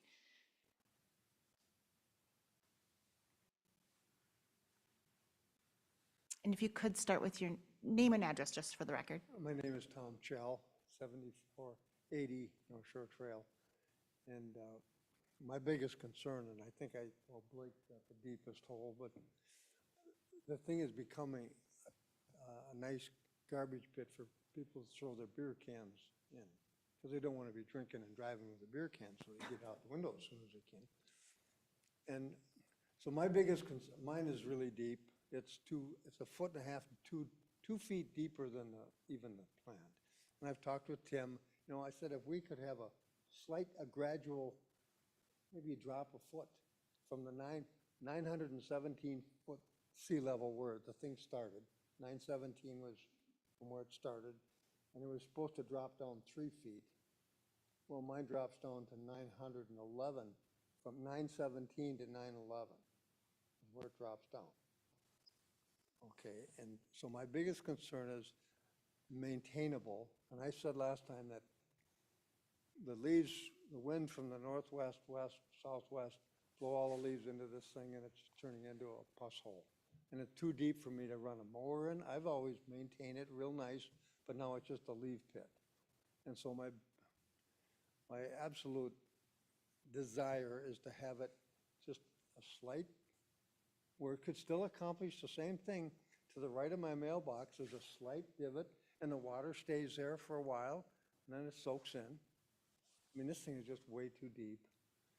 And so I would be open, you know, I understand that a lot of money's been spent. And I don't want to be unreasonable, but this could be done to a slight drop, and it could accomplish the same thing. I know they got the drain tile in, and they could raise it up and put another drain tile in with the sand, soak it in, and, but the biggest thing right now is it's unmaintainable.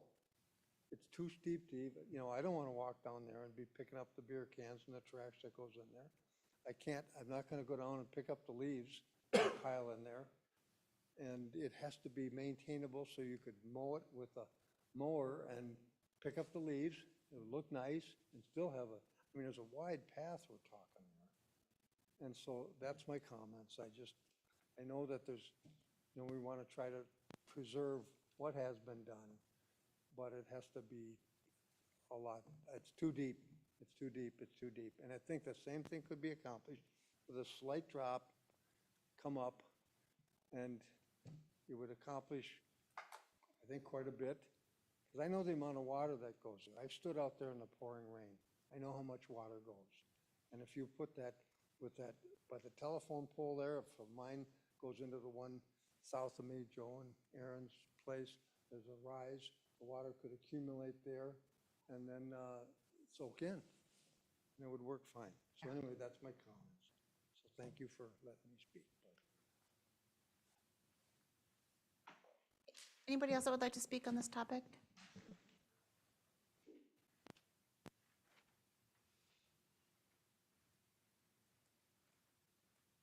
Hello, I'm Stephen Drake, 7496 North Shore Trail. Good evening. So now we also have we just recently moved in end of September.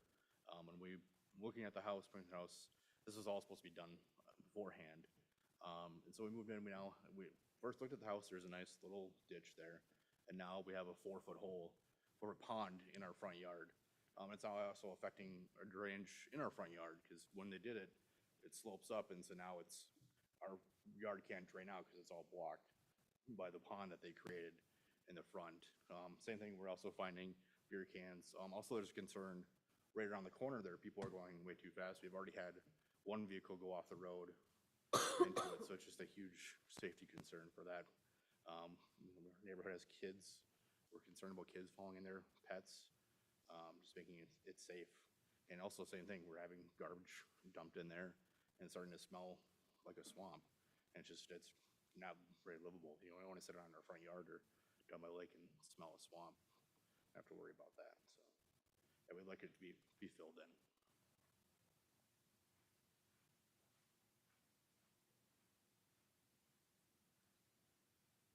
Please.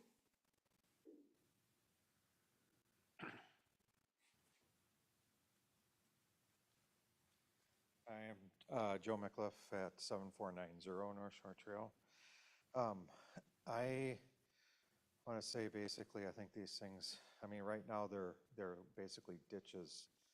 I don't know if you guys have been around that North Shore Trail area, but Steve brought up a good point. It's like there's that curve, people go around it. I've seen cars run off. I walk on one side of the road because I figure I'm less likely to be hit because that curve. That's where I used to work. One of my co-employees said, oh, when 97 is busy, we take your road because it's a county road and it's well-built and it's fast.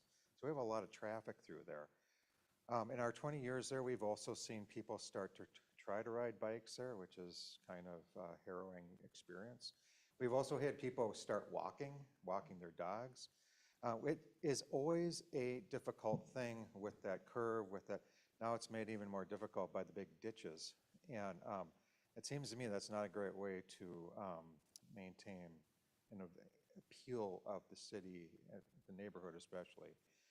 The other thing with this is that my wife alluded to the fact that we had made a rain garden down in our place. That was born of the fact that when we first moved in there, every spring, that whole area, half of our land by the lake would get flooded. And so we had somebody come in, we had these prairie restoration people came in. They looked at it, they said, oh, you know, you could filter the water and have a beautiful rain garden down here. And I can't remember what it cost, but it didn't cost $92,000. So they went down there, they did it, and they were right. It's beautiful, you should see it, you know. I've seen other people do the same thing around the lake. It seems to me that that would be a better way to do the filtering and plus save that space so that people could use it. You know, I think it would be a great way to develop the neighborhood too. And eventually, somewhere down the line before I die, I'd like to see a bike path there. Thank you. Anybody else like to speak?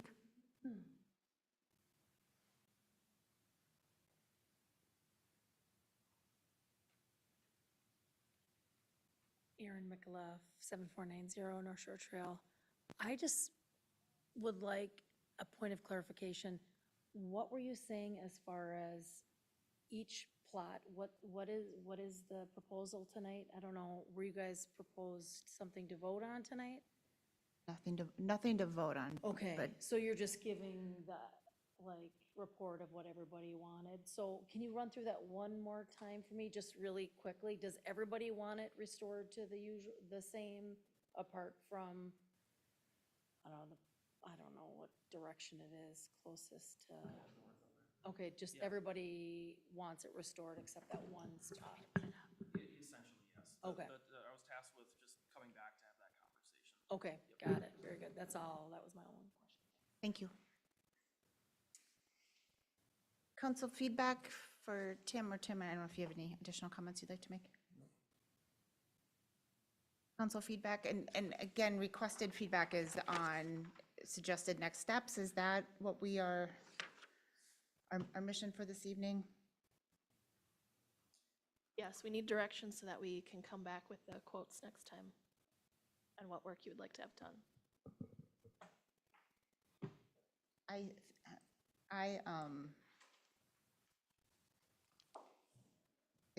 This project is challenging for many, many reasons, but you know, if we could reverse time and do things differently, there are many things I think we would all agree that we would do.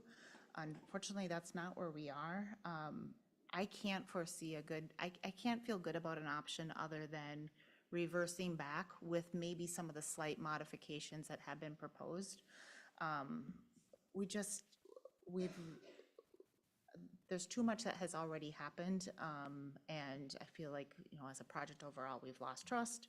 And I feel like we owe it to these homeowners to make this right, and I think, you know, what's proposed in front of us tonight is much closer to that, considering that we don't have a time machine to jump back and, you know, project communication differently, and there's all sorts of design things that, you know, we would have potentially have done differently had we, you know, had this information 9 months ago or a year ago when we made this decision. So I've been looking for, as we've had these conversations, I've been looking for a different option that, you know, the next best idea, and I don't feel good about anything else. Other thoughts?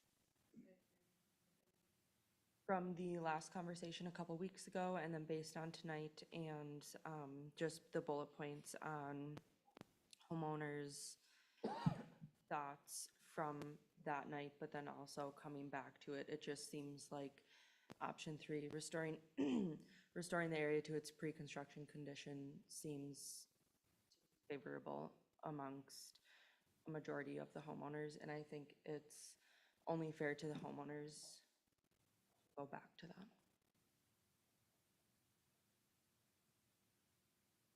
Councilmember Roberts?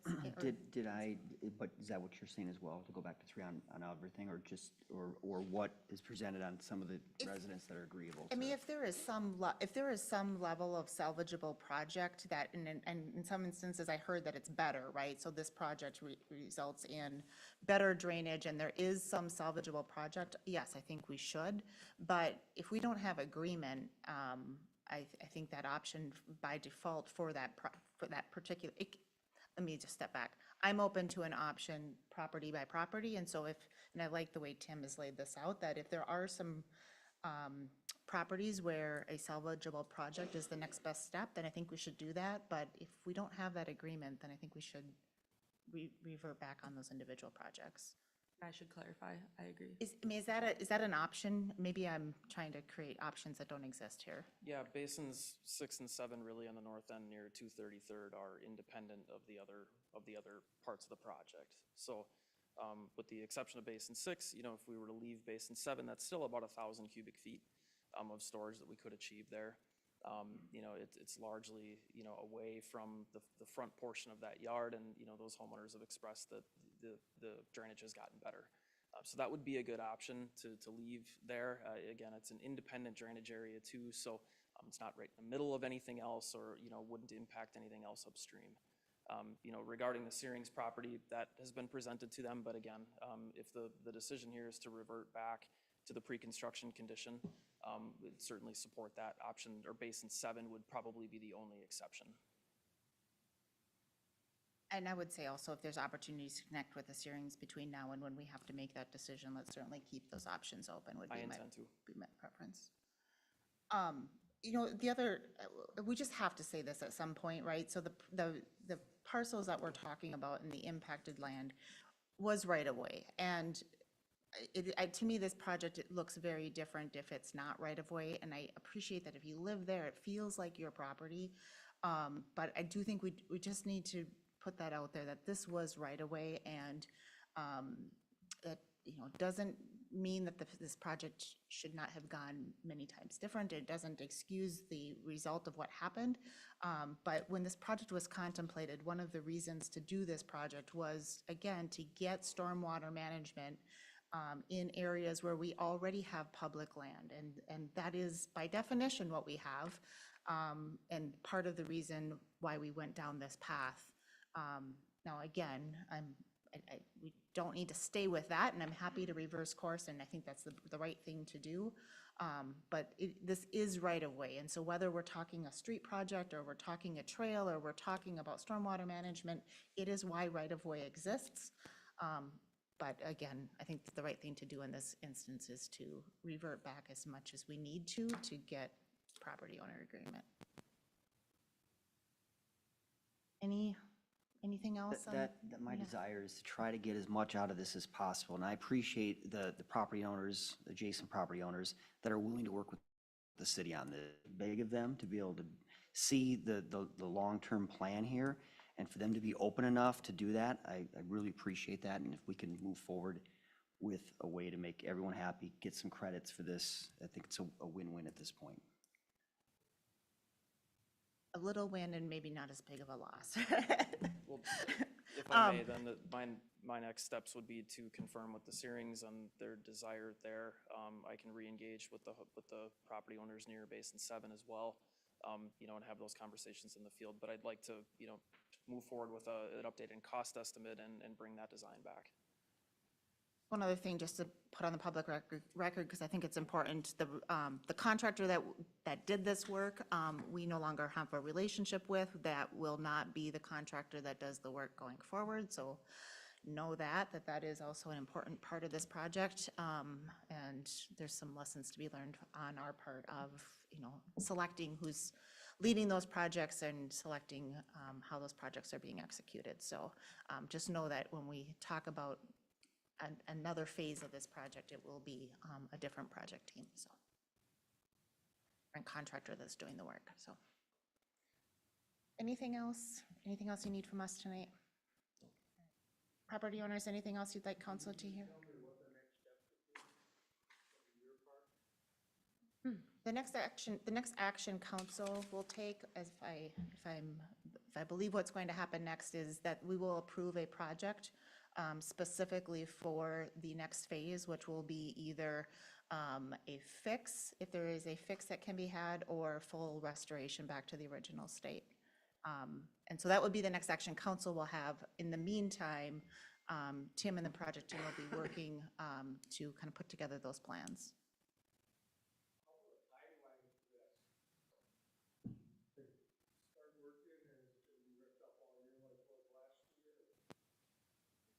No. Yeah, we would bring plans and specifications back to council for approval. And anybody can correct me if I'm wrong here. We would then develop that quote package and solicit quotes. We'd come back to council for approval of a contractor, and then we could initiate construction after that.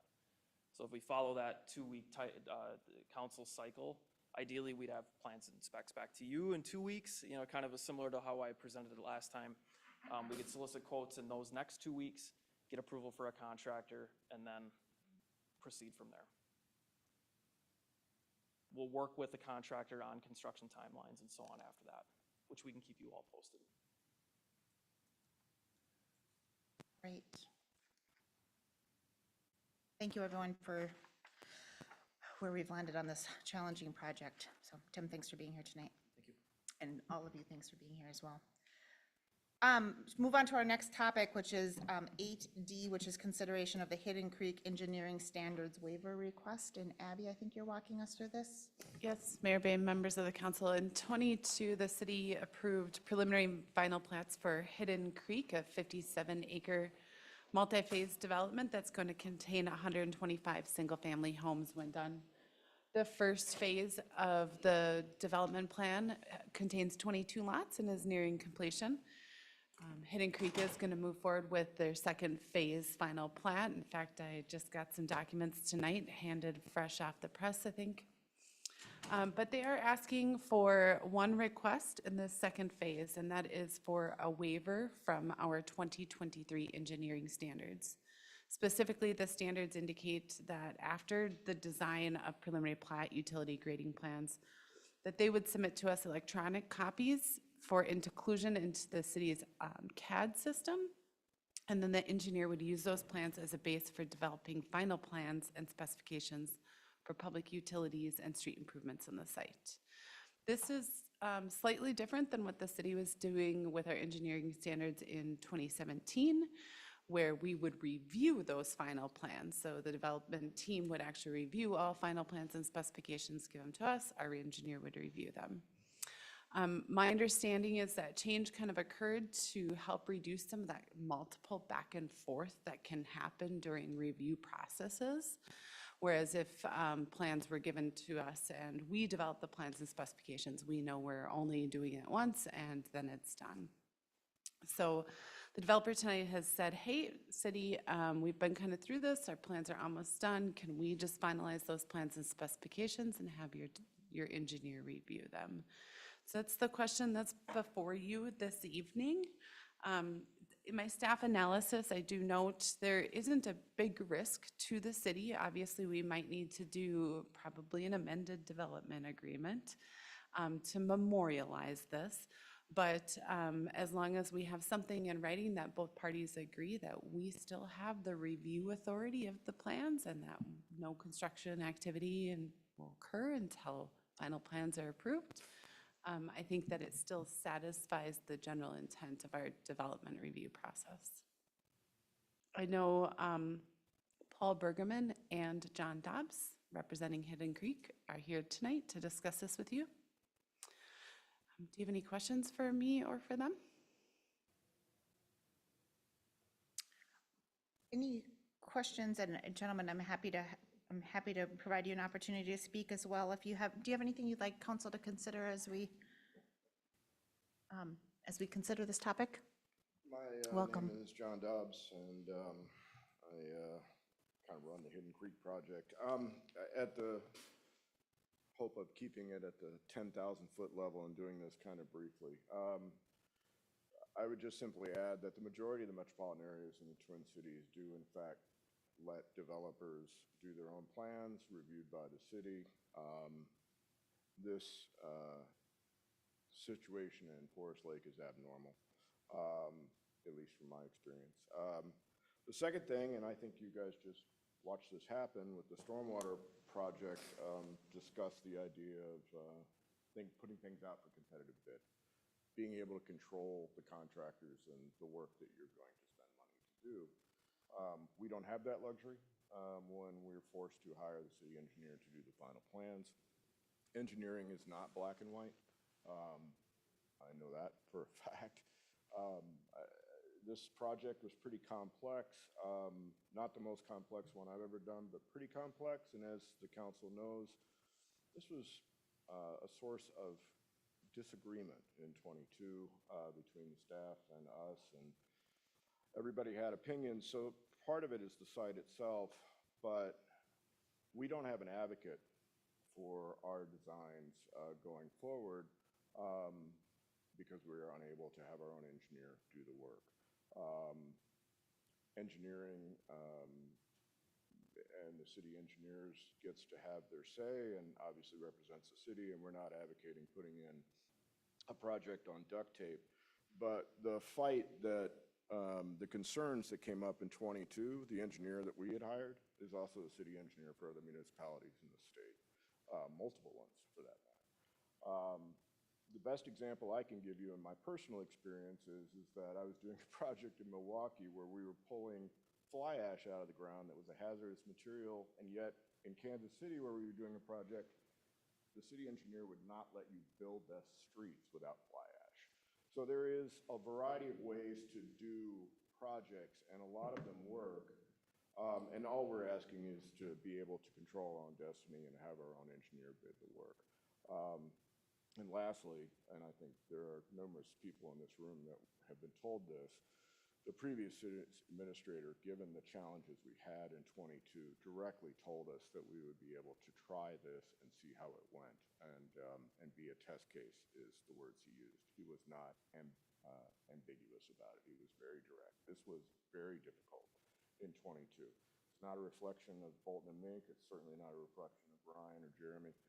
They do good work, but the process is very complex. The other thing that ends up happening is by the time we see invoices for the work that we're required to hire and we're required to pay for, the city's already paid for them.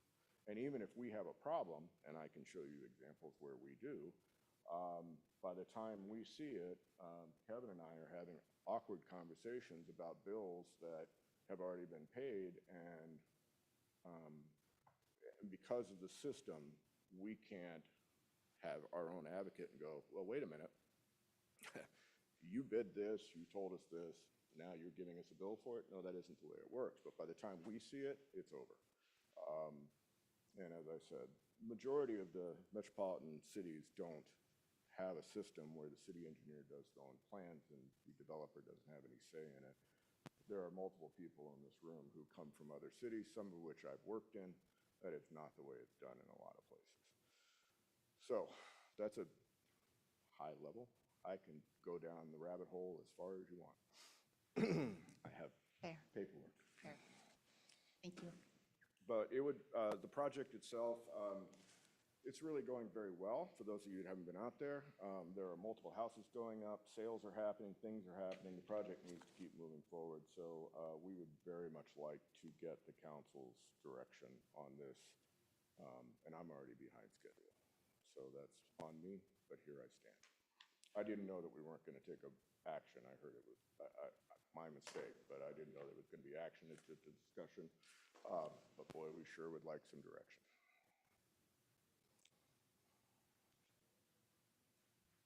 Council, questions that you may have as we're, Yeah, maybe the first one is, remind me, when did we adopt these 2023 engineering standards?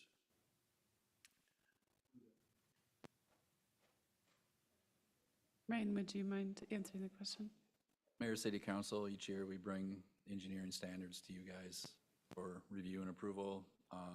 Recently, obviously, just a lot of the changes are to do with MnDOT's construction standard materials, naming convention, specifications like that, or some material or item that's been used on a public project that either worked well or didn't work well, and working with Public Works is when those are adopted annually. Ryan, So can you, oh, go ahead.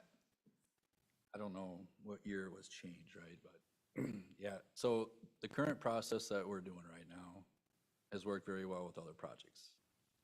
The development right before this, Forest Hills Preserve, went very smooth and easy. Just like before 2017, 20 plus years of projects were done, the same process that's approved right now. There are a handful of metro communities that do this process. Not exactly the city engineer, but the city engineer hires a consultant, other firms to do it on behalf of the city and not a private. But yes, there are several communities too that allow private all the way. We've said from the get-go, we would support you guys any which way you wanted to go. So previously, back when all the township and the city was being developed, it was the process that's being implemented right now.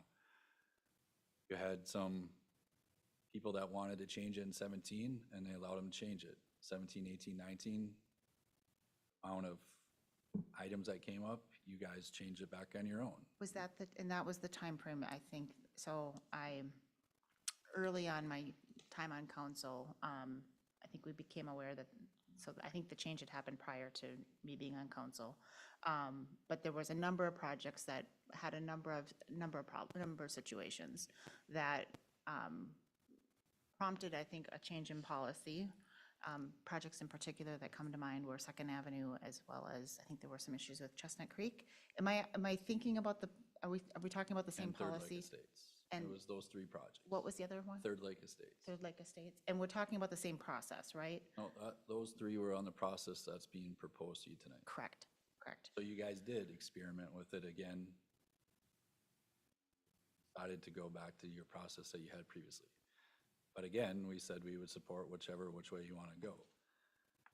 We are not deviating from any city standards or specifications or creating new designs and adding cost to projects. We're basically allowing the projects to be maximized up front with the plats and the dirt work. And then once the line work is all laid in, we take that line work to finish the final construction documents through the city standards, to allow consistent infrastructure design, plans that fully meet city standards and specifications. We have a better understanding what public works preferences are, so there's that less back and forth, not duplicating efforts. And spending our time on preparing final plans and specs instead of review memos and letters. Again, we'll support which way the city wants to go. But we've even handed example plan sets to those projects that we just talked about. And we gotta do what we gotta do to put comments on those plans. And yeah, those were some 200+ comments on some of those big reviews. We're talking 200 lot developments too. But at the end of the day, we have to do what's best for the city because we're not looking at it as one project. And if we just need to be the reviewer, so be it. But we're gonna look out for the best interests of the city for the long-term investment that the city's gonna be owning and maintaining this infrastructure. And it's not gonna go over and beyond city standards or specifications. This project has been very unique, one of my most unique development projects in my career. I've done development in Maple Grove, Apple Valley, Woodbury, Chaska, Centerville, and Forest Lake, Chisago City. So I've been all over the metro myself too. This project has had a lot of changes. Change phasing. We start something, have finished it, and then been asked to do something differently. We've been asked to reduce the street widths, and there's a lot of work that goes into all that line work whenever you're adjusting the curb heights, the rim inverts of the storm sewer that are in those curb lines, and then making everything try to match. And right now we're chasing all over the place the grading permits that are coming in because there's a variation of grading stuff out there too to try to make it the best project for who's going to live there long term. Right now we're fighting some driveways that are being proposed at 10%. Yeah, does that meet city standard? But do you think a 10% driveway you can get up in the wintertime? No. So, those are the things we're trying to balance. But on the backside, our invoices are submitted monthly.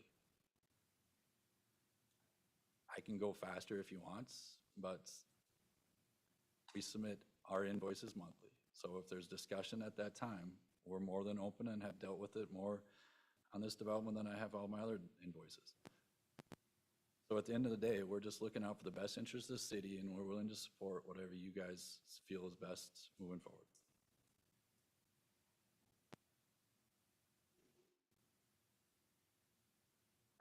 Thoughts, feedback? I appreciate the broader feedback. Thank you. So, So if there's a case, if it is a real case where bills are being paid before, I mean, is there way to slow that piece down so that the developers have an opportunity to look at those before they're paid? I mean, if that's a concern, it seems like that could be maybe a simple timing thing or something, but. Point of clarification, Your Honor, counsel. The question before you, I'm concerned that it hasn't been presented in a way that you fully understand what you're being asked. So if I may, the question really is the city, the way that the design standards are set right now is that every developer that comes here has to use Bolton and Mink for all of their designs, for their engineering. They don't have the ability to use an outside engineer for virtually anything. The design of public infrastructure, right? Correct. Only public infrastructure. They are designing, or taking everything up to the preliminary plats. Final plat.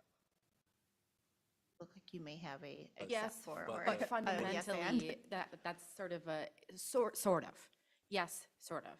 But practically speaking, that's not, I mean, so practically speaking, Bolton and Mink gets all engineering work related to development. That doesn't mean that there isn't concept plans that they're doing before they come to the city. That doesn't mean that there isn't some, sort of pre-work work. But when we're talking about the actual projects, it's Bolton and Mink that does all of the engineering. What Hidden Creek is asking for the council to consider is to be able to use their own engineer to do those engineering plans. My previous experience is from the developing world. And I can tell you that it is unusual for a city to have the city engineer be doing the plans. There is some concern around not allowing a developer to, bring in their engineer to do those plans. Historically, what the city's perspective had been was there was some mistakes made by previous engineering firms, and so it was a quality control mechanism, and that was why it was brought back in-house. But there is some legality around the issue. That is why the previous city administrator, when he met with Hidden Creek, said, yes, there was some timing issues with being able to change anything in the process for phase 1 with Hidden Creek, but for phase 2, that would need to be readdressed because there was some legal concerns about requiring a developer to use the city engineer. It's a little bit different if you're talking about a consultant, but when there's some convolution there at a minimum. This was something that was brought to our attention, to the city attorney attention back in 2022, and it was on our advice to the previous city administrator that this probably needed to be reevaluated as a process in the future. So I just want to make sure that we're clear about what the ask is tonight, and what we're talking about. So one of the reasons to revert back to this policy was there were a number of projects that went poorly. And I understand, so there is a requirement for city review of the plans. And as I understand it, that there gets to be there's a time in a project on the execution where we found ourselves experiencing public-facing delay. Part of this was because it was a redevelopment project, not just a delay of new construction, but there was public-facing delay that was causing a fair amount of impact to the community.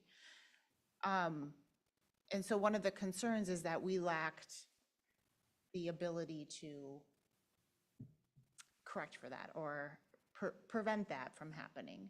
And I guess under this different model, I think my question is, what forms of enforcement do we have, or what mechanisms do we have when something goes poorly to be able to recover? In absence of us we essentially put in the preventative control that just prevents that from happening. So what are our enforcement mechanisms, or what are the tools that we have when something goes poorly to be able to fall back on? Your Honor, counsel, primarily, you would probably be using the development agreement. In the development agreement, it would depend on what the situation is, but in the development agreement, the developer agrees to a whole litany of items, from making sure that the streets are swept in a timely manner, to making sure that the grading is correct, to making sure that the plans are built to the plan specifications, you know, to complying with a whole bunch of different inspections. I mean, just truly, there isn't a grain of sand that isn't accounted for in the development agreement. And so if they are in violation of the development agreement, then the mechanism is to pull the letter of credit, or it's a cash escrow, depending upon, you know, basically the amount that we're talking about. And then the city would use that letter of credit funds to fix the problem. Typically, at the point where we would be telling a developer, we're going to pull your letter of credit, they're going to get their street sweeper out there, they're going to get whatever they need to correct, they're going to correct that. Secondarily, you can withhold building permits, depending upon, again, it really depends on what the thing is that's not being done correctly. But that would be another element, is to withhold a building permit, or alternatively, if they've already had a building permit, then you would withhold the CO, so the certificate of occupancy would not be released until the corrections were made. Those would be your like bigger tools. Frankly, with these administrative citations that you just passed, for some of the smaller stuff, we could also start issuing administrative citations if it's just sort of a minor thing, but we really want to send a message that, you know, clean up your street, sweep your street, really would probably be where it'd be most appropriate. But that would be another mechanism as well. If I might. Please.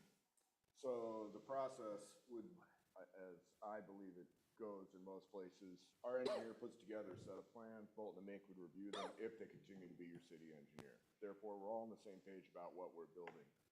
Bolton and Mink inspects the work by a contractor. They sign off on it, they sign off on the pay stubs, or they just sign off on the work in general. We paid someone $40,000 to set out the project and pay Bolton and Mink to review that the work was going in the right way.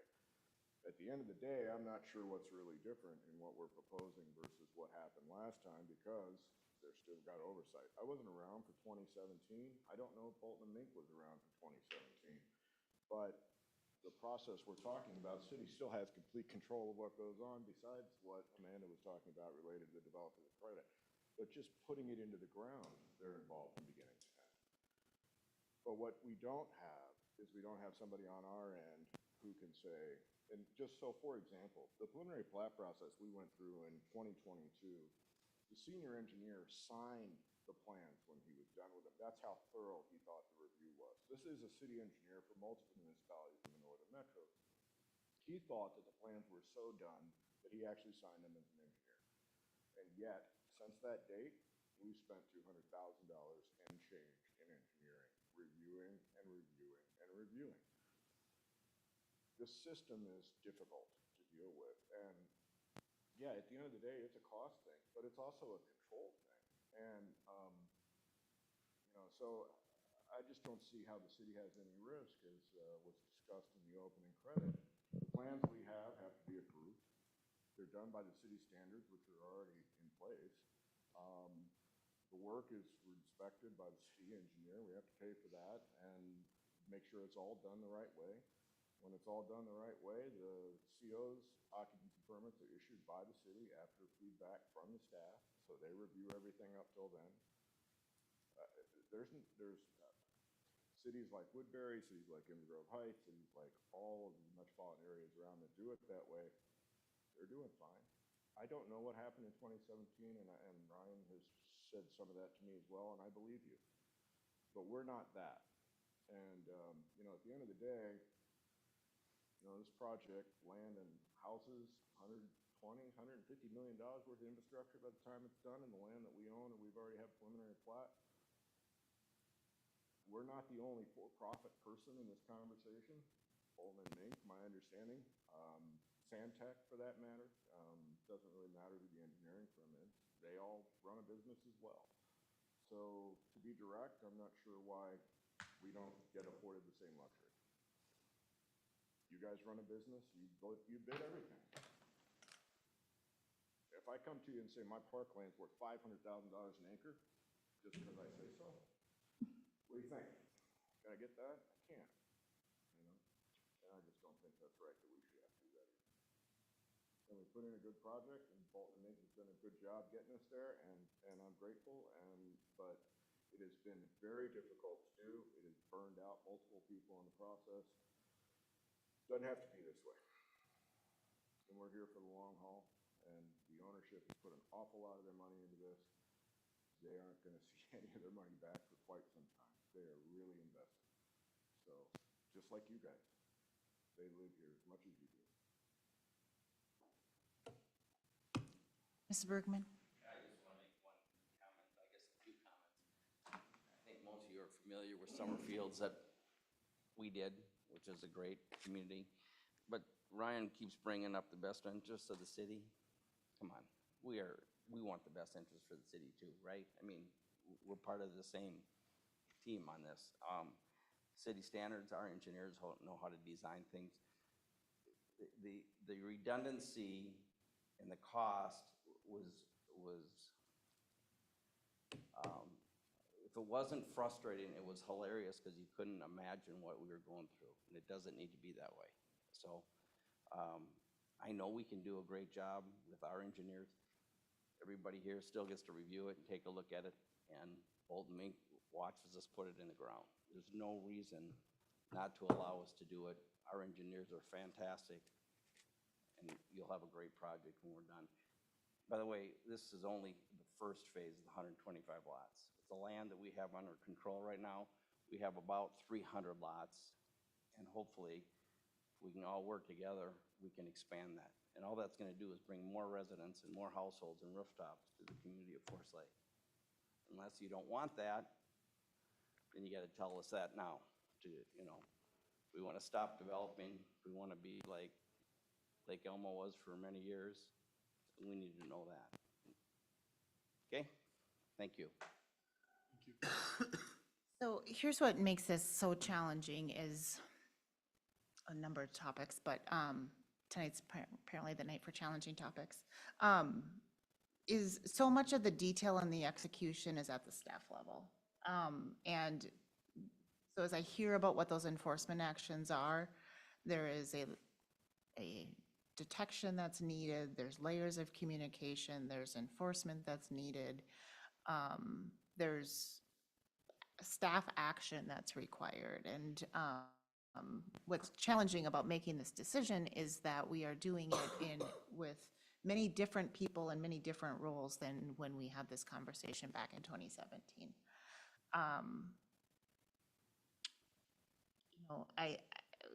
We are, and I kind of see the city administrator position as kind of the kind of a key role in certainly, guidance to the building department, guidance to the development department, kind of key role in being kind of the access and kind of the coordination with the attorneys from an enforcement action, certainly management of the contract with our city engineer.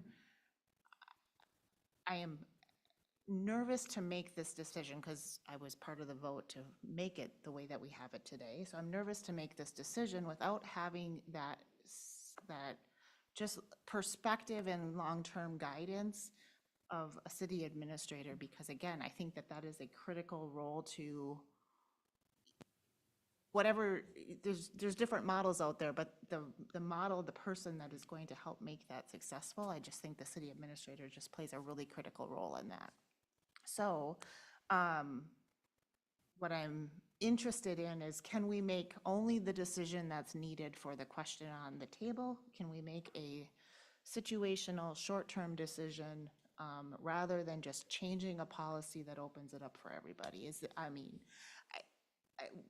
If we are going to change for all of the reasons and concerns that Ryan has and all of the mechanisms that Amanda has, that all requires a level of coordination you don't want from up here. You want from strong leadership in that city administrator role for it to be successful. So I appreciate you have a timeline to your project that is independent of what we are doing here from a city staffing perspective. I just feel like the execution of whatever decision we are going to make is just absolutely critical, and it's challenging to do it when we are sitting here with an interim city administrator. With all respect to your skill set, it's just not yet a permanent position. And so what is going to be the right long-term answer for us? Goodness, if we could have some additional conversation, some, additional understanding the pros and cons and digging a little deeper, I think that's what we need to do, but also we owe these gentlemen an answer. And so that's where I'm really struggling on.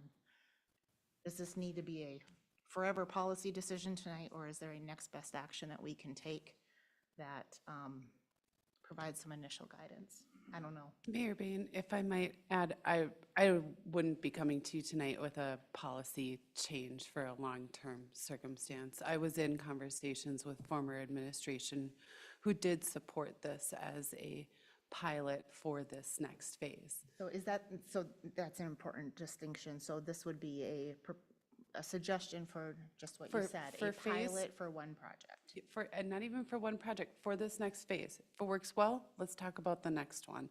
I think that in order to make this as a long-term policy change, I think the council and the development community is going to need to, and staff need to be able to see that we can efficiently do it differently than we're doing it now, comfortably than we are doing it now. All that Hidden Creek is asking you for tonight is the final construction plans on phase 2 of Hidden Creek.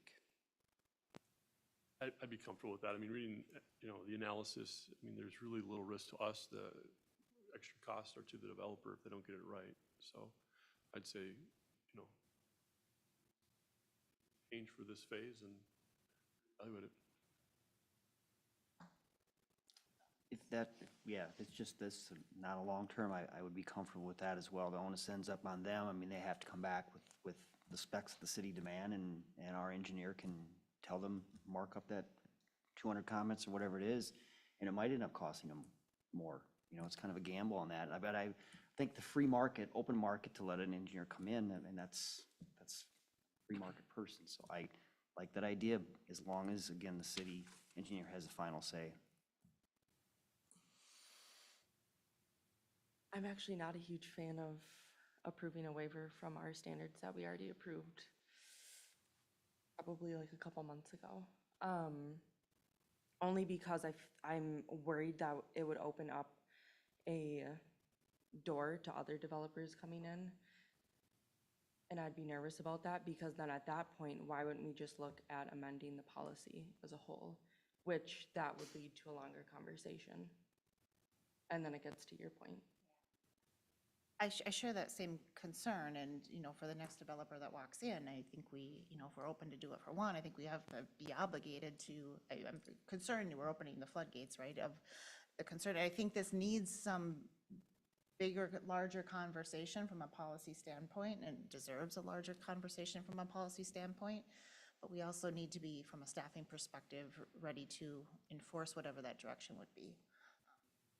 That said, I have, the city has been very well served by Bolton and Mink and Ryan's work in particular, and so I'm always hesitant to deviate from that, but I think what's different here, to your point, is that we're sitting in a different place from a staffing perspective.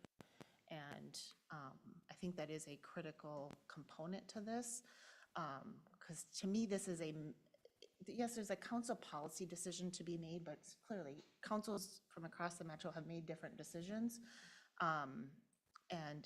Because there's supporting each one of those decisions is a management structure and a philosophy, and how, team members are working together.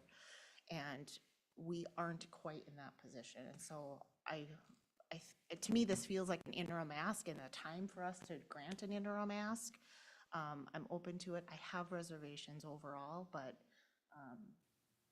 was considering it as kind of just this interim ask and the circumstance and just where we are right now with overall staffing. Again, just so we're clear, we have preliminary plat on the 65 lots, 22 which we've done.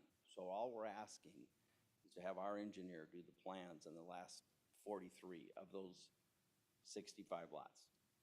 We can reevaluate, we can relook if something screws up.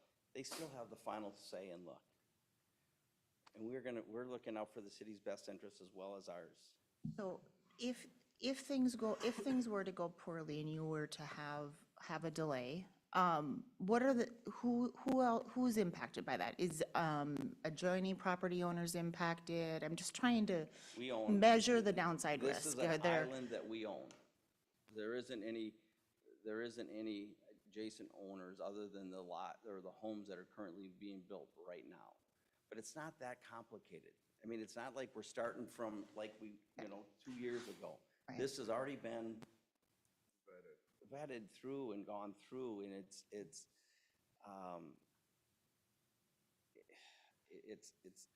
not a huge ask. And our engineer is, here's the other thing. Have Bolton Mink be a bidder on it and be competitive. We're open to that too. But to have this unbelievable open checkbook and decide in doing things, everything can be redesigned. I don't know what any of you guys do for a career, but things can be done in different processes or procedures and be done and finished and still be a great project. So I've done this my whole life. I've never had this situation. And if you go check my reputation around, I mean, I don't have any cities that have had bad experiences with us. And if there is a problem, you have a huge letter of credit. And all we were asking, and what I said at the beginning, and I might not have been clear, was this was vetted by the last city administrator. And I was told we could be a test case. And that's how the words I used at the beginning. I understand the system doesn't change quickly, but that's what we're looking for. And this has been vetted by not only Bolton and Mink, detailed, but Widseth, detailed, also Rice Creek Watershed, detailed, hardcore detailed. And this thing has been through the ringer a lot. But the cost that we spent so far just to put 22 lots in the ground for engineering is insane. There's just no other word for it. And if we really are trying to do something that's affordable, which is how you and I first met, was upstairs doing that, and we really are trying to do good quality projects and put them in the ground, well, we've done more than Bergerman has in the city. And I've done a lot of this in a lot of places all over the country, and it's a good project, so we're not trying to duct tape it together. I think we can show you that this works. I think we can show you it works really well. I don't know what happened in 2017, but I'll tell you this, it isn't going to be us. I've watched engineers come up with creative ways to try to keep the streets from sinking and curbs from being stable and cities never having to pay anything again. It never works. We live in a place where the ground freezes 8 feet deep. There's no way around it. And you come up with all kinds. I've watched this go on forever. They're very good at what they do. So are other people. I watched Bonestrode before them, SEH after them. It just goes on. They're for profit. We're for profit. You guys have fiduciary. We're just trying to do a project. But we want to have some control over it. We can't. The way the system is set up now, we don't have control. We lose control of the process. And yet it's our money. So I should clarify, my issue isn't that all the multitudes of wrongs that could potentially happen with any sort of project anywhere. My issue is that we are waiving our 2023 engineering standards for one developer, and what's not to stop another developer 2 weeks from now to come in and ask for the same thing, 3 that day. Couple weeks later, we have another 5 that day, and then it just continues down the path of, well, let's just wait. Well, okay, you guys did it once before, why not do it for us? So that's my issue. So then if that is the plan for even just this one, internally for staff, are we planning on having further conversations about this policy? Because in my mind, if the answer is no, we're not going to have more internal conversations about this policy. We're just wanting to ease the burden for these one developers. My answer would be no. I would rather follow the policy just like every other developer in the city has to. So I think if we're not having a further conversation about this paragraph within our engineering standards, Well, I think we should. Not Yes. tonight, but I think ultimately we should, because we do want the developers to come. We know they're gonna come. Right. And we want to be a good partner to them. Yeah, or so, with so them. I just think, yeah, if we are, I'd be fine to say yes to this if we were gonna have a further conversation about this. I would be in absolute no to this waiver if we think we are not talking about this policy ever again. Absolutely will. Because I'm not gonna do handouts to one developer and then be surprised if another developer comes in and be like, well, you did it for them, do it for me. Okay, well then why won't we just do it for everyone else? So I'd rather us. Make sure it works, though. Yes, yeah, and so if we, and if we're gonna call it a pilot, I guess, then we can do that. But I think it'd make me feel more comfortable going from the standards if it's going to be a bigger conversation for a specific goal and not just for specific developers. Mayor Bain, can I just chime in really quick? This is something, so as a reminder, in 2017, you didn't have a development director. You had a single zoning administrator and your city administrator that was working with engineering and public works and legal. And you do have more staff here that are looking at these processes and procedures to see what are some of the industry standards, how is this working, how is this not working for us. This is something that from the earliest onset of me coming in, I had flagged as something that we need to review, because I do think that there are some of our processes and our development review system that are a little cumbersome. And this, I believe, is one of them. I do believe that we can create an efficient system where a developer can hire their own engineer and we review it and we still meet all of our standards and follow all of our laws. I believe that can happen, but I can understand that we haven't always done that, and there is probably fear in changing that. I think allowing for this 43 lot to see how this goes, and then from that, start the conversation, as you're suggesting, Councilmember Valento, continuing that conversation, because I don't want to keep coming back and asking for waivers either. I want to have these conversations of what works for Forest Lake and what's going to help actually encourage and keep development moving on. We haven't been developing like a lot of our other peers. I've said that from the beginning. And we need to review these things to see if these are part of what is actually deterring us from growing and developing in the ways we probably could. So that being said, yes, it is hands down a conversation that I want to have, but I do also want the opportunity for us to see, can we do it this way and does it make sense? I don't know that we could have that same conversation in another few months if we didn't give them this waiver. Yeah, I'm fine with that. And then I think there's, my one other concern then too would be if it is gonna be starting that conversation and seeing how it goes, what does staff do if more developers come in tomorrow? You know what I mean? We won't. So, but I'm just, even if we won't, I think having an internal conversation of if that happens, because then there's gonna be a window from this conversation until we make a final decision on the policy, and what is that internal policy going to be? Because it has to be consistent. So I think that can, Mayor, to your point about having administrators seated, I think that's very important to help us guide us through that conversation. And hopefully that's in place here in a couple months and we can move forward quickly. Mr. Brueggemann has great reputation here. I think he'd do a great project on this. And I say that we allow this to happen on this project here and then get a bigger conversation with staff going as soon as possible. Just know that every city engineer gets ripped on in every city, and they all complain that development is difficult. And I've heard the same thing in my previous community, that development is scared away because of the engineer. So I just want to say that in defense of whatever Ryan's doing and whatever decision you're making here, I promise you'll still have complaints. We'll come to any workshop when you want to pick it up and have a nice dialogue. I mean,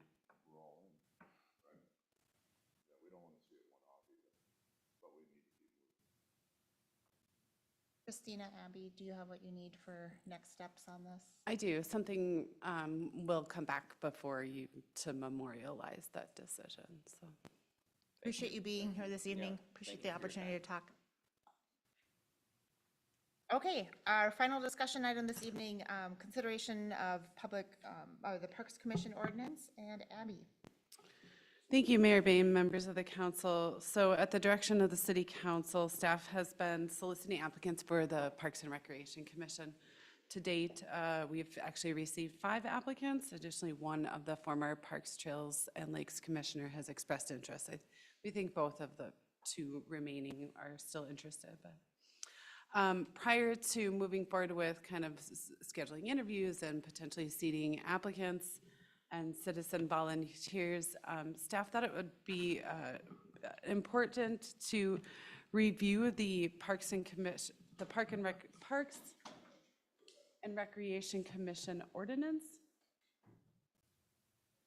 And this is for a number of reasons.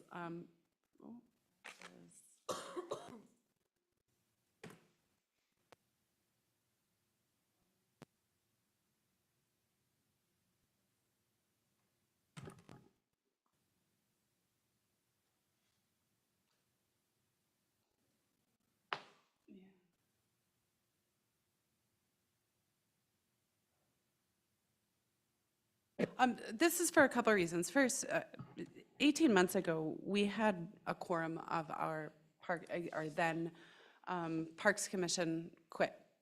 And clearly there were systems that were failing our citizen volunteers. We don't want to create a new system like that again. DDA staffing study that came out this end of last year indicated that we need to clearly define from a park and recreation perspective what we're doing before we make some more big changes in this arena. Events, programming, partnership, parks maintenance, facilities. I would add the commission in there, right? Like seating 7 citizen volunteers in roles that we're maybe not sure what exactly are appropriate. Definitely a reason to reevaluate. It was just a little over a year ago, less than a year ago, that we did a full rewrite of that ordinance at the direction of prior staff, really taking a look at that ordinance and seeing what is appropriate, what's going to fit for a new commission. And then lastly, the new ordinance requires a 7-member commission, 5 citizens, and then 1 each a representative from the Forest Lake Area School District and the Forest Lake Area Athletic Association. In talking with our partners at the school district and athletic association, seating those 2 positions as voting members can be a little challenging. Those are 3-year terms. Some of the staff, just the idea of seating staff for 3 years for another commission. So one of the things that we wanted to talk with you tonight was about the potential for seating them as ex officio members, similar to the EDA that we have our chamber partner and our county EDA staff that are here. They're subject matter experts. We call on them. We ask them for updates. They're part of the dialogue, but then the decision-making comes down to the appointed officials. I'm going to try to just pull this up again. I have a quick thing to guide.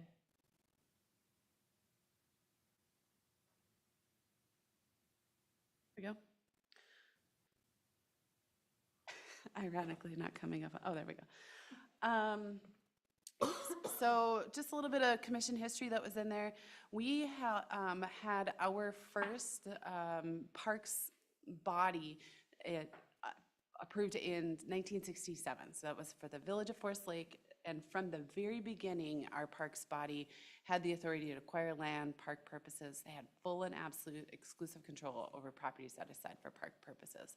That was the park board that was there in that time. It can make contracts and leases for the construction and operation of park facilities, as well as employ its own people. That ordinance stayed in effect for a long time. In 1973, there were some different amendments over the years, but in 1973, the Ordinance 239 was where we added in the musical and free entertainment for the general public, provided funds were available, and then required comprehensive plan, 5-year capital program. It's a reminder that Parks Board structure remained in place until 2015. So it was a very long time that that parks body was really operating independently in a lot of ways from the council and had their own authority. So in 2015, we adopted a park commission ordinance, seated a new commission, but then just within a matter of little over a handful of years, the commission quit, so. Commission duties of the current ordinance, they would advise the council on matters related to the park, including expansion plans and development, updates to the park system, park plans, propose special public events and partnered recreation programs, parkland dedication requirements, and then annual fee schedule changes. And they would assist staff in understanding attitudes and concerns of citizens, and that would be for parks, events, and partnered recreation programs. They would have engagement with a variety of internal and external stakeholders, quality and variety of special events, monitor industry trends, engage positive public interest, feasible method for discouraging vandalism, and holding public meetings. There's a little bit of a uniqueness in our city code. We embedded right into our city code some duties of both staff in the community development department and the public works department. And I remember sitting right in front of you a little over a year ago and saying, this is not common. But I think at the time we thought we needed to write down what was happening of the administration of parks, because we wanted to really call out who was doing what and how do we keep things moving afloat for a while. So Community Development Department, we're orientating and onboarding commission members, we're keeping commissioners informed, we're preparing agendas and minutes and getting everything, meetings ready. We plan and execute special public events for the city. We coordinate applications for privately organized public events, assist with park system development and planning, assist with development and maintenance, and then manage the system's programming budget. Public Works, however, oversees the ongoing maintenance of the park system. They keep the commission informed on maintenance needs. They carry out construction and development. They develop and maintain park system capital improvement and maintenance plans, manage the park's maintenance budget. So just as a reminder, as a heads up, these are the staff duties that were occurring before we even wrote that ordinance, right? And as a side note, Dave's job description, my job description, JV's job description don't necessarily reflect these things, right? What we're doing is all over on the board in parks. Commission management in general, this idea of joint administration and management is really uncommon. So Empire Township and Wyoming were two peer communities. Our former Parks, Trails, Lakes Commission had identified. Other than that, Hugo, out of our peer communities, is the only one that kind of has this joint administration model. Otherwise, standalone departments, Elk River, Farmington, Hastings, Rosemont, and then otherwise, many communities have parks in public works or a facilities department. They really look at public works as being the holder of those lands, right? For those standalone departments, they tend to have more programming efforts. For those public works facilities, they tend to offer the facilities, but not necessarily have any programming. So that's just a high level of where we've been. So all of this tonight is just to get some ideas on policy-related discussions. Let's see if these things are going to necessarily need to trigger any ordinance changes, but definitely can help us better onboard our volunteers when they've got a better understanding, when we all have a better understanding of their role, staff's role in some of these policy-based discussions. So I bring up events right away because as the council has recently seen, we've had 36, 40 events in the community, public events, not always publicly planned, some small, some large. And right now, the code really says that the Parks and Recreation Commission would plan and execute events. So would you like the Parks and Recreation Commission to continue to plan and execute events? And maybe to piggyback on that, or does the council think that this could maybe be, largely administratively functioned. Maybe it doesn't go through this commission at all. I'm going to kind of walk you through some questions. I should have prepped you for that.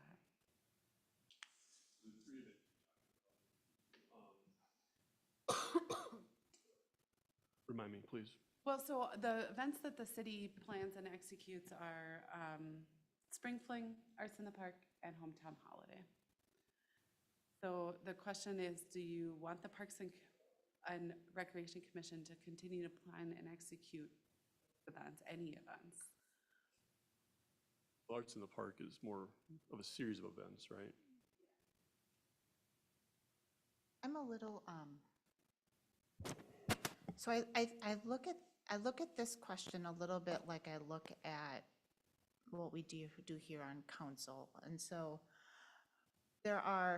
it's not that the answer is no involvement, but also I think it's to the extent of what are we talking about for, to plan and execute events. And certainly if there are community member concerns about the quality of, I don't know, entertainment at Arts in the Park, or if there's ideas on how things could be better, I think that's naturally a home for those things to go to.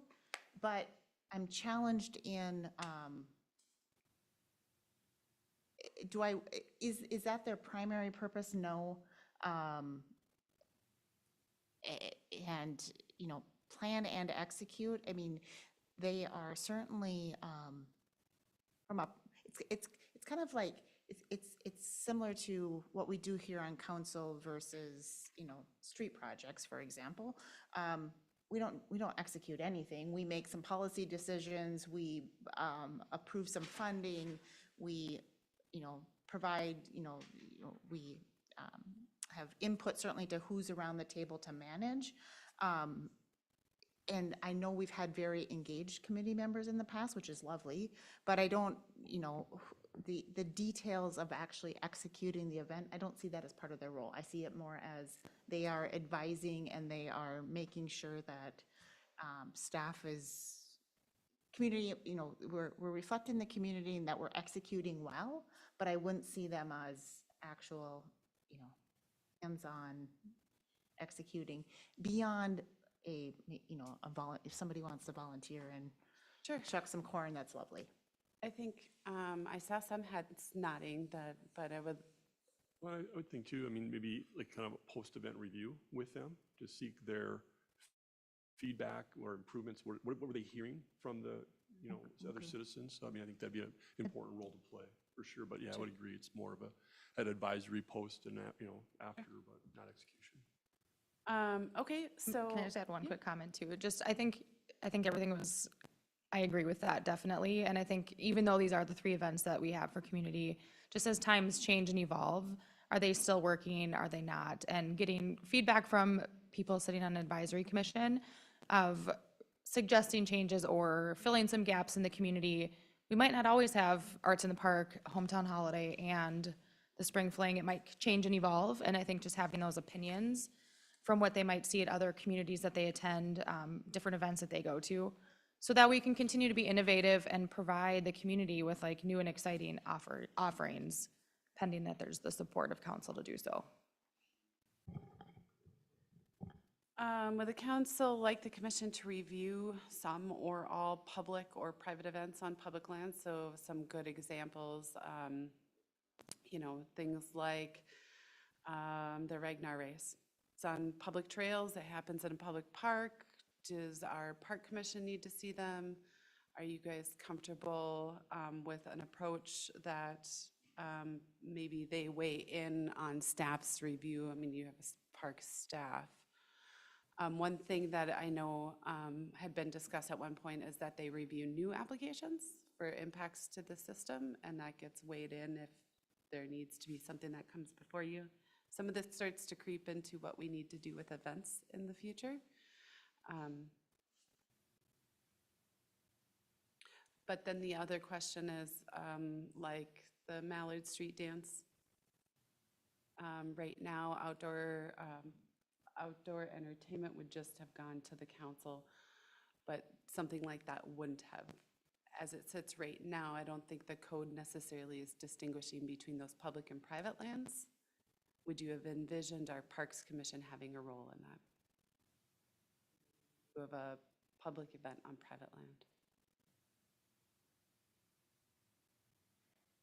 I won't. I would not. I mean, yeah, I That's I fine, would, yeah. I would not. And these are I'm the- trying to define that further. I think Mallory's is a really good example, right? It's completely privately organized, private property. But right now, I don't know that the code is well defined like that, right? And so we really need to make sure that as we're putting in new commissioners and maybe looking at some ordinance amendments in events as well as parks, that everything is jiving together so that we don't have.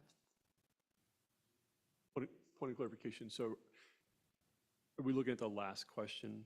Would it review any public or private events on private I lands? guess I kind of moved into that one.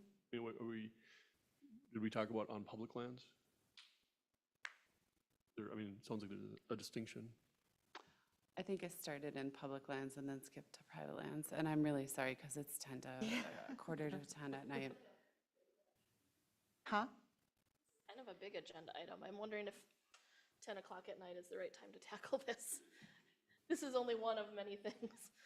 No, yeah, that is just fine if you'd like to. This was,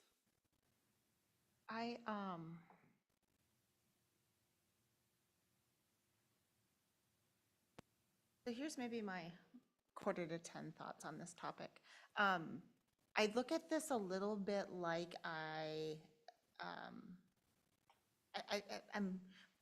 questioning myself on some of these questions, and I appreciate that they're coming up because we have vague or incomplete, and we're getting ready to seat a new commission. What weighs on me is we just rewrote this ordinance and we haven't seated a new commission, and also we have an open city administrator position where I just feel like there are a lot of, yes, there's a lot of moving pieces today, but there's going to be a lot more moving pieces. And I'm not sure that now is the right time for us to make an ordinance amendment. I feel that time is our friend, and that if we kind of take the current ordinance that we have, and yes, it's imperfect, and we knew that when we passed it, we knew it was a bridge to something else. I'm not sure that I know right now tonight what that future ordinance should look like. And so part of me feels that we should get as commission seated, get started on some of just the basics that we know we're missing. And I think some of these other questions that are important will start to become clear as to what we should do. It feels a little cart before the horse.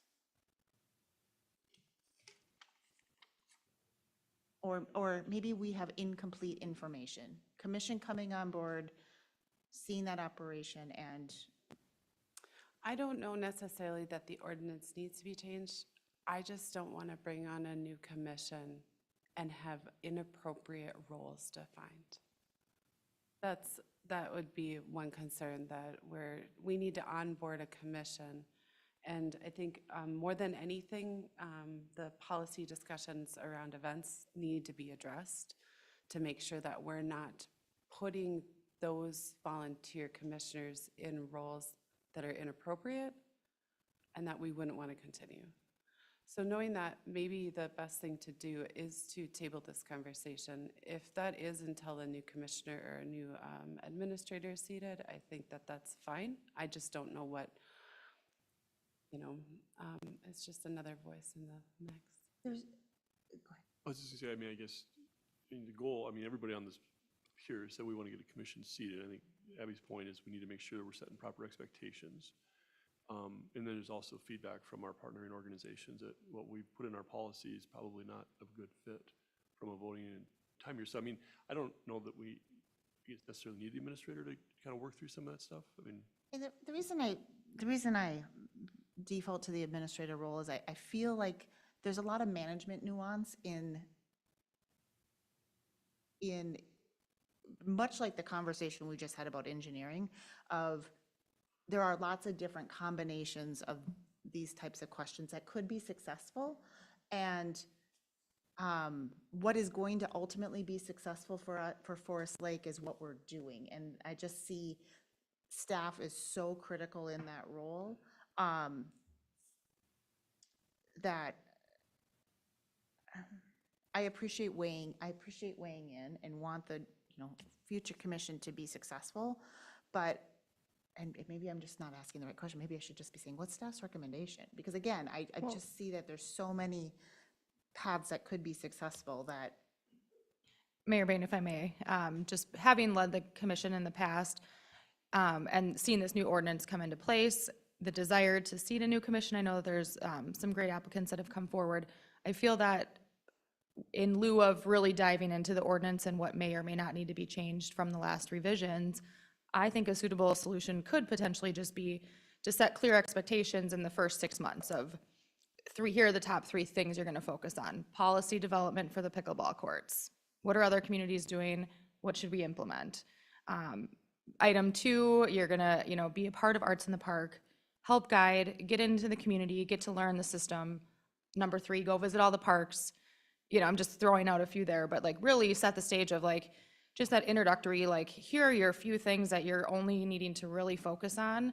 And I think at a staff level, the budget conversations are going to come up. There's going to be capital improvement planning, and let them know in that process that explain it to them. This is the process, but it's staff led and driven, where they can then chime in on, oh, well, I heard Summerfield Park really needs XYZ, and that's listed in 26. Maybe that could change. I don't know, but just I think that there could be enough direction with a new commission seated in a very concise way to provide that if you desire to continue to move forward without diving into the full ordinance policy. I think that is obtainable.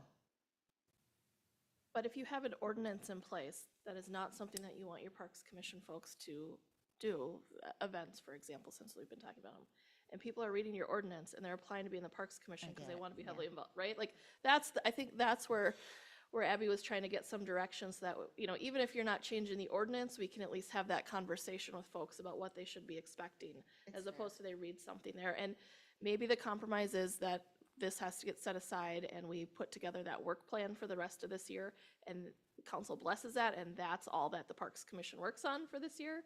Some of those things that Jamie said, and onboarding, and obviously budget stuff will take up most of their time this year, but that's why we brought this forward, is because we don't want to have people have a certain expectation of what they're signing up for and then change it. We thought it would be best to let them know ahead of time what they should be planning to do, planning to have conversations about,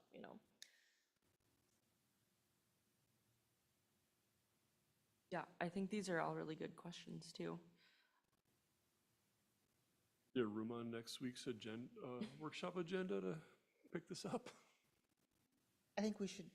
Yeah, if not there for sure on the 22nd, we don't have any discussion topics yet, so. We have, Don't add any. we have to do it sooner rather than later, yeah. And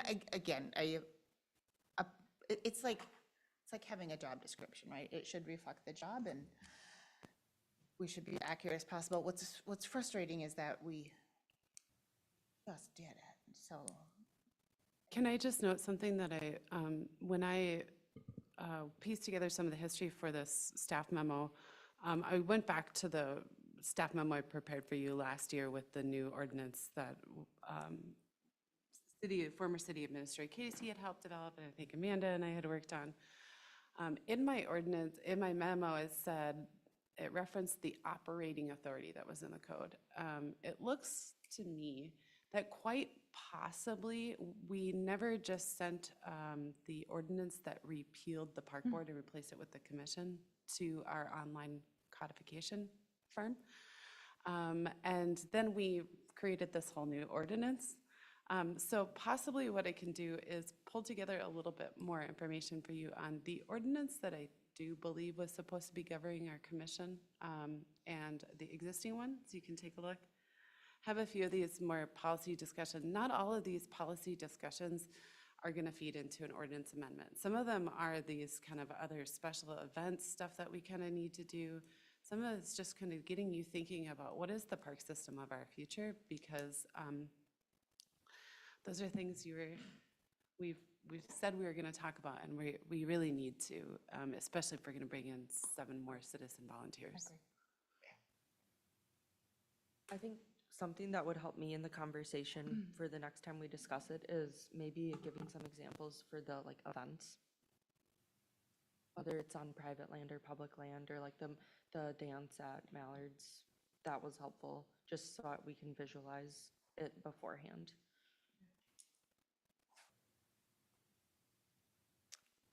And tonight was just a very aggressive agenda too, so we should probably just acknowledge some of this may just be 10 PM and I am our tomorrow selves at 9 AM will have all sorts of bright thoughts and we can revisit this topic at another meeting, so. There is a reason we have a curfew. Shall we transition to staff updates? Oh, you want to start with me? Give us staff The only update I have for you, well, 2 of them. One, the Wednesday night, the Planning Commission will hear a zoning code amendment. It's a repeal and replace of our existing zoning code, but it is not changing any zoning code policies. It is reformatting the zoning code, kind of trying to get like with like. One of the biggest challenges that we've had in our analysis of the zoning code is there's a little bit over here and a little bit over here and things buried in here. And really trying to get everything together to be able to really then start to look at updates to improve the zoning code. That'll come back before you in 2 weeks. So just wanted to at least let you know, if you saw a full repeal and replace out there, that's what that is. And then I can finally say this in public. Chase Bank has made an application to go into the old KFC. Wow. So if anybody that in the again. online world is watching us live, now we all have an answer of what's going to happen in the KFC. So That is the headline of the. you like that? Well done. Jamie, No further updates tonight, thank you. very good. Christina. Mayor and Council, next Monday will be a long day for you again. It starts at 4:30 with the Eureka Open House that I'll let Ryan talk about. And then you have the local Board of Appeals and Equalization at 5:30 up in the community room. And then we'll actually have to have our work session down here just with everything that's going on. So another long night. And then, but on a positive side, our new city clerk starts on Monday, so she will be here to help us through all of that. We're excited to have her join us. Fabulous. Amanda. Yes, Your Honor, just a reminder that the application for the city administrator position closes on April 23rd. And then there'll be some behind-the-scenes work from DDA to finalize the applicants to the semifinalists. And then that's when council will step in and there'll be video interviews and a whole bunch of things that will happen after that. So April 23rd is the cutoff for the applications. And council's next action on that is not anticipated until May 13th, is that right? That is our first meeting in May? Correct. You will have video interviews that you'll be sent prior to that. Right. But yes, the first meeting event will be on May 13th. Okay, thank you. Dave? A couple updates. 12th Street Southwest, as you've probably seen, has been shut down. A bunch of stuff over the internet. They're gonna shut the water down in about 2 minutes. So Public Works and Bolton Mink are there doing inspections on the shutdown. So they'll be there overnight getting that cut in and then paved back. They have Northwest asphalt lined up to pave that in the morning, and as soon as it's paved in, it'll be open back up. So well, it's a lot of work that they're trying to jam in a few hours. So everybody's working pretty hard there. Second update is the compost site. As far as the sewer and water extensions to the new Northern Waste site, the water line is going to get bored underneath County Road 50 and attached on Tuesday and Wednesday, or tomorrow and Wednesday, and then they'll start running south to the new site. The tentative plan is having the compost site open on the 20th of April. That's on the website as the opening. If that changes, if they can't get the site restored in time, we will update that, but that is Saturday the 20th. Sounds like about a week to get it in, and it'll give us about 3 days to prep it, so hopefully we can that's the plan, and if it changes, we'll put up a reader border and on Facebook and stuff. Ryan? Mayor, City Council, just kind of a quick recap for tonight. We had a public open house for County State Aid Highway 32. Basic purpose of that open house was to just current proposed alignments and the realignment of Forest Road. We had some fairly decent attendance. Obviously, not as big as previously, but just the one resident that showed up. Proposed project.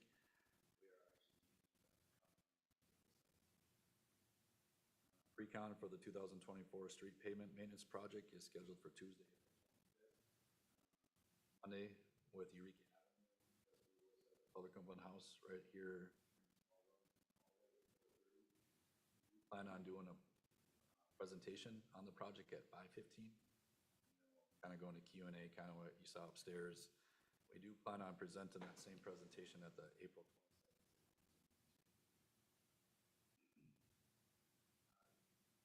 I just want to say a couple points, tonight. Obviously, I'm willing to clarify a couple things.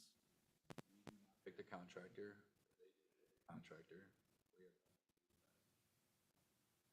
I do submit costs, so I do not have. On the last one that we had to submit for revised plans, when we went to the them.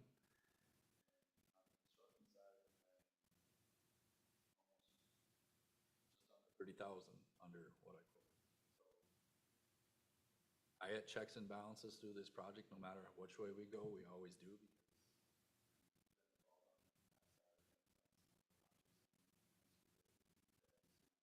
Numbering time that is.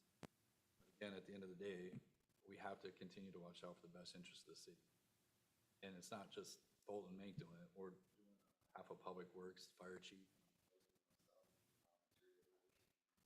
Get a wrong hydrant on a job. None of this equipment will hook up to that hydrant with their hoses. So there's a lot of things that go into these projects. But again, partnership you guys want to move forward on. Always been flexible. Plenty of other work we could go be working on out in the industry. Provide a very talented and experienced team. Has a lot of development experience, and you made a comment about Woodbury tonight. We do development. So I just want to get some of that stuff out there so you guys have a better, comfortable feeling of, and trust continues with consultants.